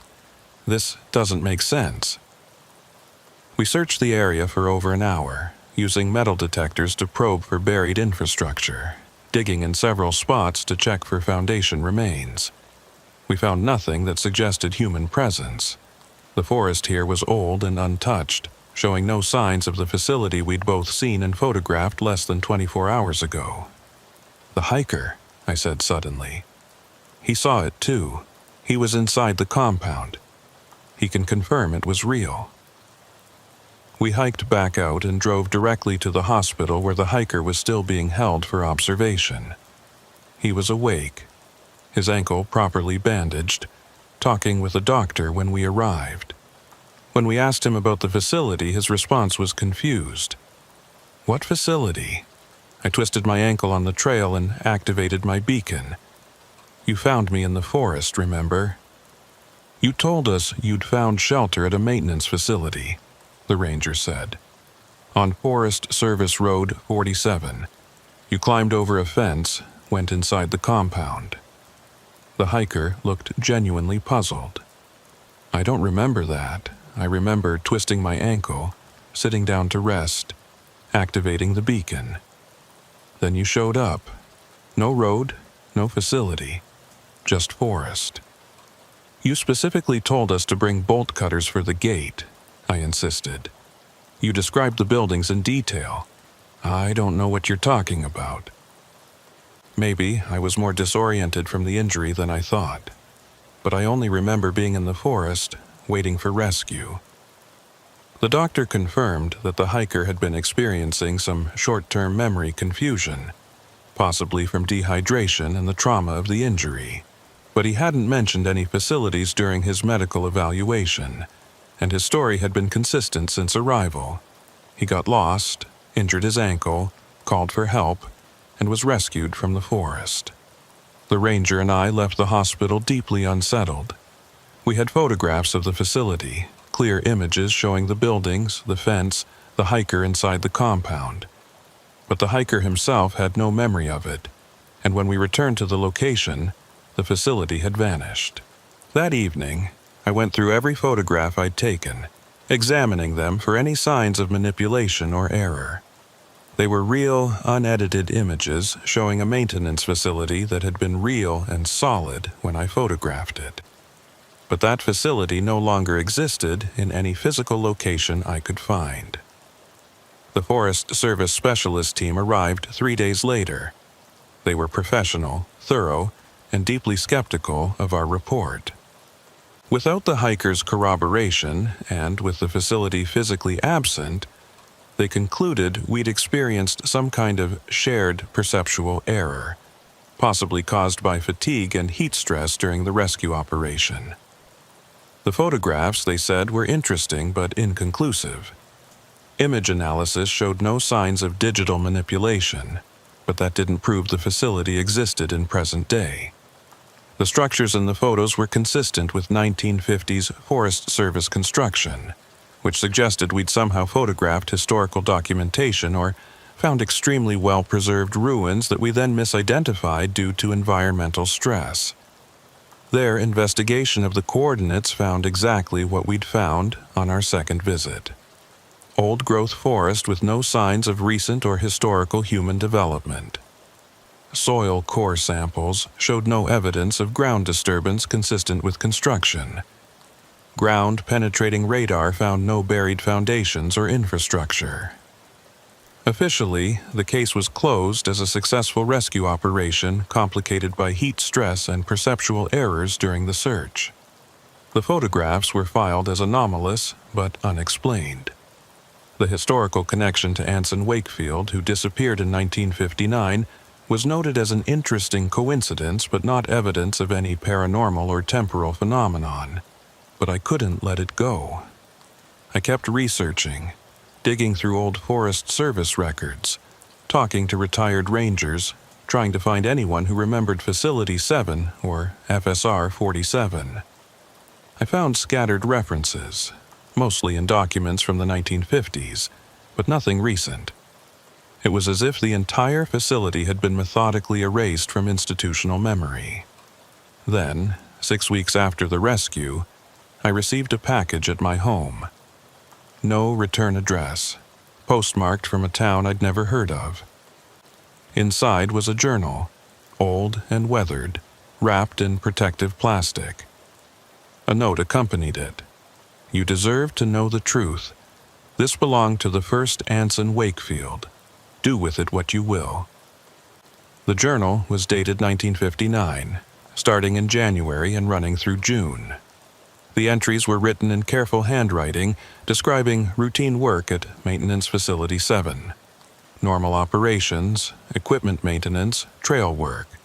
Nothing unusual until April. April 15th, 1959. Something strange happened today. I was working in the garage when I heard voices outside. Went to check and saw people walking on FSR 47. But they weren't Forest Service, they were hikers, wearing clothing I didn't recognize. Very modern looking. I called out to them, but they didn't respond. Walked right past like I wasn't there. Checked the gate after they passed. It was still locked. How did they get in? April 22nd, 1959. More hikers on the road today, 3 of them. They were using devices I've never seen, small electronic boxes that they held up like cameras. When I approached them, they walked through me, literally through me, like I was a ghost. Am I going crazy? May 3rd, 1959. Talk to the other workers, none of them see the hikers. They think I'm imagining things. But I see them almost every day now. People from different times, I think. Some wear old-style clothing, others wear things that look futuristic. They all walk the road like it's perfectly normal, but the road keeps changing around them. Sometimes it looks new, sometimes it looks abandoned. Am I seeing different times overlapping? The entries continued, documenting increasing temporal distortions. The writer, my namesake, became convinced that Facility 7 existed at some kind of junction point, where different times overlapped and intersected. He saw people from the past and future walking the same physical space, each experiencing their own version of reality. The final entry was dated June 23, 1959. I understand now. The facility doesn't exist in one time. It exists in multiple times simultaneously. Every version of this place, from when it was built to when it will be abandoned to when it no longer exists, all occupying the same space. I've been moving between them without realizing it. Sometimes I'm in 1959, sometimes in other years. The other workers can't see what I see because they're fixed in their time. But I'm unstuck somehow. I'm going to try to leave, to walk out before I get trapped here permanently. If anyone finds this journal, understand that places like this exist. Thin places where time overlaps and you can slip between moments. Be careful. Don't stay too long. Don't let the facility pull you in like it did me. That was the last entry. Anson Wakefield disappeared later that day, June 23rd, 1959. He was never found. I read the journal multiple times, and it explained everything we'd experienced. The facility appearing and disappearing. The hikers' confused memories. The impossibility of the structures being there and then gone. We'd somehow accessed a thin place, a location where different times overlapped, and we'd briefly seen Facility 7 as it existed in a different temporal layer. The facility was there, in some sense. It had been built in 1952, operated until 1959, and then slowly collapsed and was reclaimed by the forest over subsequent decades. All of those states existed simultaneously in that location, layered on top of each other. Under certain conditions, for reasons I didn't understand, those layers became visible or accessible. We'd accessed 1959 or close to it, seen the facility as it appeared shortly before being abandoned. The hiker had seen it too, had physically entered that temporal layer. But then something had shifted. The layers had realigned, and we were back in our own time where the facility had long since ceased to exist. I reported none of this to the Forest Service. The journal stayed in my private possession. What would I tell them? That I had evidence of temporal anomalies in the National Forest, that places existed where different times overlapped. They'd already dismissed our photographs and testimony. A mysterious journal from a man who disappeared 65 years ago would only reinforce their conclusion that I was experiencing some kind of mental health crisis. Instead, I kept searching, looking for other thin places, other locations where the boundaries between times might be permeable. I found references to similar phenomena in other national forests, parks, wilderness areas. Always dismissed as folklore, misperception, or hoaxes, but the patterns were there if you knew to look for them. Roads that appeared and disappeared, structures that were seen by some people but not others, places where time seemed to move wrong, where hours felt like minutes, or vice versa. They existed throughout the mountains, scattered and hidden, waiting for someone to stumble into them. I think about the first Anson Wakefield often, about whether he's still trapped somewhere in those temporal layers, experiencing June 23, 1959, over and over, or whether he managed to escape into another time, living out his life decades removed from when he started. The journal suggests he understood what was happening, which means he might have found a way out, or he might have been claimed by the thin place, absorbed into that junction where times overlap. I returned to those coordinates many times over the following months. Sometimes I found undisturbed forest. Once I found the metal sign post, standing alone with no road visible. Another time, I heard sounds of machinery, distant and muffled, coming from where the facility should be but saw nothing. The location was unstable, shifting between temporal states. On the anniversary of Anson Wakefield's disappearance, June 23rd, I made a special trip to the site. I went alone, without telling anyone where I was going. It was a risk, but I needed to know if the date mattered, if the temporal layers became more permeable on that specific day. I reached the coordinates just after dawn. The forest was thick with morning mist, the humidity condensing into visible fog that drifted between the trees. And there, emerging from the mist like a photograph developing, was FSR 47. The road was clear and solid, the gravel surface visible beneath a thin layer of soil and leaves. I could see it extending through the forest, winding between trees that seemed younger than they should be. The metal signpost stood at the entrance. The sign clean and legible. Forest Service Road 47. I walked the road carefully, documenting everything with my phone. The path was real beneath my feet, solid and unchanged from our first visit. After about 10 minutes, I saw the facility through the trees. The compound looked exactly as it had before. 3 buildings behind a chain-link fence, everything intact but showing years of weathering. The gate was chained shut again, the padlock rusty but secure. This time, I'd brought proper bolt cutters. I cut through the chain and pushed the gate open, its hinges squealing. The compound was silent, empty, but felt occupied somehow, like something was watching from the windows, waiting to see what I would do. I approached the office building. The door was locked, but the lock was old and brittle. A hard kick broke it free. The door swung open, revealing the interior I'd glimpsed through the window before. Inside, time had stopped in 1959. Everything was covered in dust, but preserved perfectly. The desk still had papers on it, forms and work orders dated from that June. The corkboard held notices about safety protocols and shift schedules. And on the desk, exactly where the hiker had said it would be, was the logbook.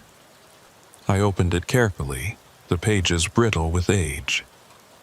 Entry after entry, workers signing in and out, a routine record of daily operations. The entries ended on June 23, 1959. The last line read, Anson Wakefield, time in, oitenkautadantas, time out, blank. He'd never signed out, had never completed that final entry. And according to the journal, that's when he'd become fully unstuck in time, trapped in the facility's temporal layers. I pulled out a pen, one of the old-style ballpoints that would have been common in 1959. I'd brought it specifically for this purpose. In the logbook, next to Anson Wakefield's final entry, I wrote, Time out, 1730. The effect was immediate and disorienting. The air in the office seemed to thicken, to shimmer like heat waves. I heard sounds, distant and echoing. Voices, footsteps, the clang of metal on metal. The facility was coming alive around me. Not physically, but temporally. Different versions of the place, different moments, all pressing against each other. And then I saw him, a figure standing in the corner of the office, translucent and flickering, wearing 1950s Forest Service uniform. He looked at me with an expression of profound relief and recognition. You completed the entry, he said, his voice layered and strange, as if speaking across decades. 65 years I've been here, trapped in that unfinished moment. But you signed me out, you closed the loop. Are you free now? I asked, not sure if I was talking to a ghost, a temporal echo, or something else entirely. I don't know, but I feel it ending. The pull, the cycle, the repetition. Thank you, grandson, great-grandson. The bloodline is strong in this place. It calls to those who share the name. Why me? Why does this place connect to Wakefield's? I don't know. Maybe it's not about the name. Maybe it's about perception, about being able to see the layers, or maybe I'm just an echo, and you're hearing what you want to hear. Time is strange here. Truth is flexible. He was fading, becoming more transparent. If you can leave, go now, I said urgently. Get out of this place. I am leaving. I've been leaving for 65 years. The question is when I'll arrive. And then he was gone, and the office was just an office again. Dusty, empty, frozen in 1959, but no longer feeling occupied. The temporal pressure that had filled the space was dissipating, leaving behind only silence. I left quickly, not wanting to be there if the facility began shifting between temporal states again. As I walked back toward the gate, I looked back once. The buildings were already looking less solid, more transparent, as if fading from reality. By the time I reached FSR 47, the compound was barely visible through the trees, and as I walked down the road toward where I'd entered, the path itself began to fade. The gravel surface became less defined, the cleared edges grew fuzzy, and the forest started pressing in from both sides. I reached the metal signpost just as it began to disappear. The sign grew transparent, the post became translucent, and within moments, there was nothing there but forest. The road was gone, swallowed back into whatever temporal layer it normally occupied. I made it back to my vehicle and drove away, my heart pounding. I'd completed something, closed a loop that had been open for 65 years. What that meant for Anson Wakefield, whether I'd freed him or simply ended his echo, I didn't know. But that night, I had a dream. I was walking in the forest following an old trail, and I met a man. He was in his 70s or 80s, wearing clothes from various decades mixed together. He smiled when he saw me. "Thank you," he said. "I've been walking for a long time, moving through the years, trying to find my way home. You gave me an ending. Let me finally stop walking." "Where will you go now?" I asked in the dream. "Nowhere, everywhere. I've existed in every year between 1959 and now. Maybe I'll cease entirely, or maybe I'll finally be able to choose a time and stay there. Either way, I'm not trapped anymore." I woke up feeling like something had been resolved, though I couldn't articulate exactly what. The journal was still on my nightstand, the final entry still describing a man's desperate attempt to escape a temporal trap. But somehow it felt complete now, as if the story had found its ending across 65 years. I never found FSR 47 or Facility 7 again. I've returned to those coordinates dozens of times since, at different times of day, different seasons, different years. Sometimes I find undisturbed forest.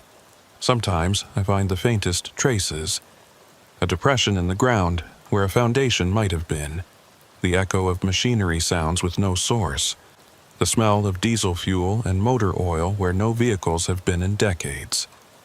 The thin place is still there. I'm certain of it. Different temporal layers overlap in that location, creating conditions where past, present, and possibly future coexist in the same space.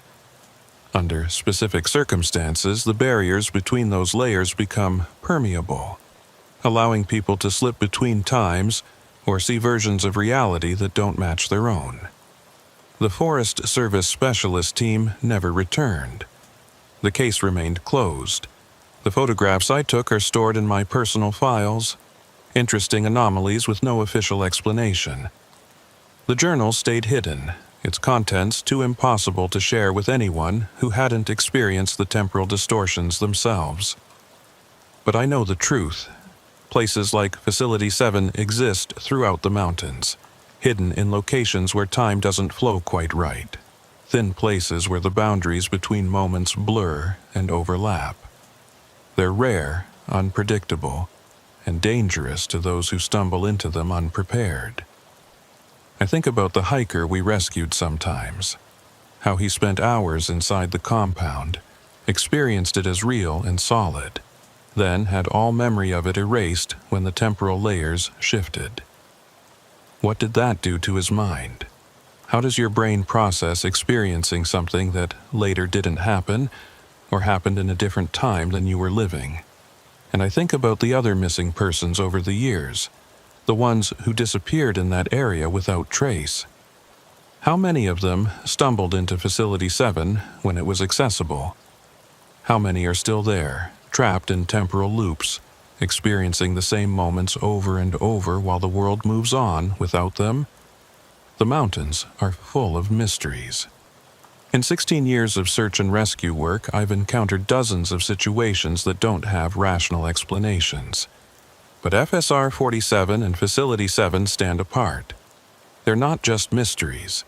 They're proof that time itself is more flexible than we believe, that places can exist in multiple states simultaneously, and that the past isn't always past. Sometimes it's right there, overlapping with the present, waiting for the right moment to become visible again. I carry a copy of that journal entry with me now, laminated and kept in my rescue pack. The date, June 23, 1959. The name, Anson Wakefield. The final notation I added, time out, 1730. A completion, an ending, a release. And sometimes on June 23rd, I return to those coordinates. I don't know if I'm honoring a memory, maintaining a connection, or just hoping to catch one more glimpse of a place that shouldn't exist. The forest is always there, solid and present. But beneath it, or within it, or layered with it, I know FSR 47 still runs through those mountains. The facility still stands, frozen in 1959, waiting for the next person who can see through temporal barriers to stumble upon it. The road that wasn't there is always there. You just have to know how to see it. Or maybe you have to be the right person, with the right name, at the right moment. A Wakefield, perhaps, drawn to a place where another Wakefield disappeared into time itself, creating a loop that took 65 years to close. I closed that loop, but I wonder sometimes if I opened something else in the process. If, by signing him out, by completing that final entry, I created a new connection to that thin place. Time will tell. Time always tells, eventually. Though in places like Facility 7, time might be telling multiple stories simultaneously, each one true in its own layer of reality. The mountains remember. In some places, the time doesn't forget. It just keeps cycling, keeps repeating, keeps showing glimpses of itself to those who know how to look, or those who share names with the disappeared, or those who are simply in the right place at the precisely wrong moment when the barriers between times grow thin enough to see through. FSR 47 is out there. I know it is. And someday, someone else will find it. Someone else will see the facility, will walk through that gate, will sign their name in a logbook that shouldn't exist anymore. And maybe they'll understand what they're seeing. Or maybe they'll become another missing person. Another unexplained disappearance, another name added to the list of people who walked into the mountains and never walked out. But they didn't vanish into the mountains. They vanished into time. And time, in those thin places, is a trap with no visible bars and no key except understanding, completion, and the willingness to close loops that have been open for longer than any human should have to wait. Anson Wakefield waited 65 years. I hope I gave him the release he needed. I hope wherever or whenever he is now, he's finally free of that moment, that place, that endless shift that never ended. And I hope I never have to learn what it's like to be trapped the same way. Because every time I return to those coordinates, every time I search for FSR 47, I risk becoming stuck myself. Becoming another Anson Wakefield. Another worker who signed in but couldn't sign out. Another missing person trapped in a temporal loop that might not release me for decades. But I keep going back. Because some mysteries demand that. Some places call to specific people. And whether it's my name, my blood, or just my curiosity, FSR 47 and Facility 7 have become part of my story. A road that shouldn't exist but does. A place that's there and not there, real and unreal, past and present overlapping in the same space. The mountains keep their secrets. But sometimes, if you look carefully, if you're there at the right moment, they show you things that shouldn't be possible. Roads that were decommissioned decades ago but still stretch through the forest. Facilities that were abandoned and reclaimed by nature, but still stand solid and intact.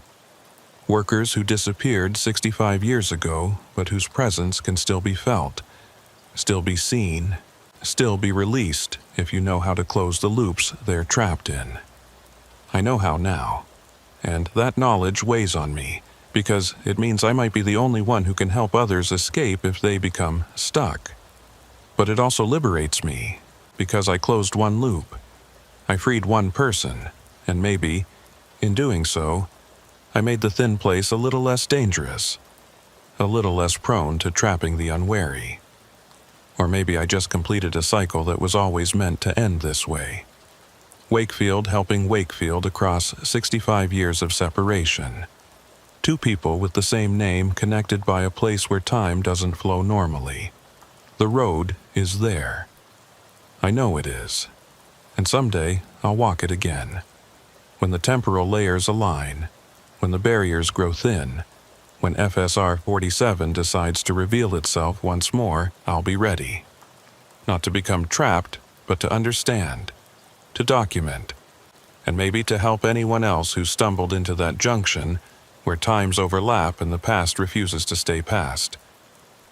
Until then, I carry the memory, the journal, the photographs, the knowledge that in the Appalachian Mountains, beneath the gentle slopes and familiar trails, there are places where reality thins and time becomes negotiable, places where roads that were erased from maps still run through the forest, where facilities that were demolished or decayed still stand intact, where workers from decades past still repeat their routines, trapped in moments that loop endlessly until someone with the right name, the right knowledge, or the right timing comes along to set them free.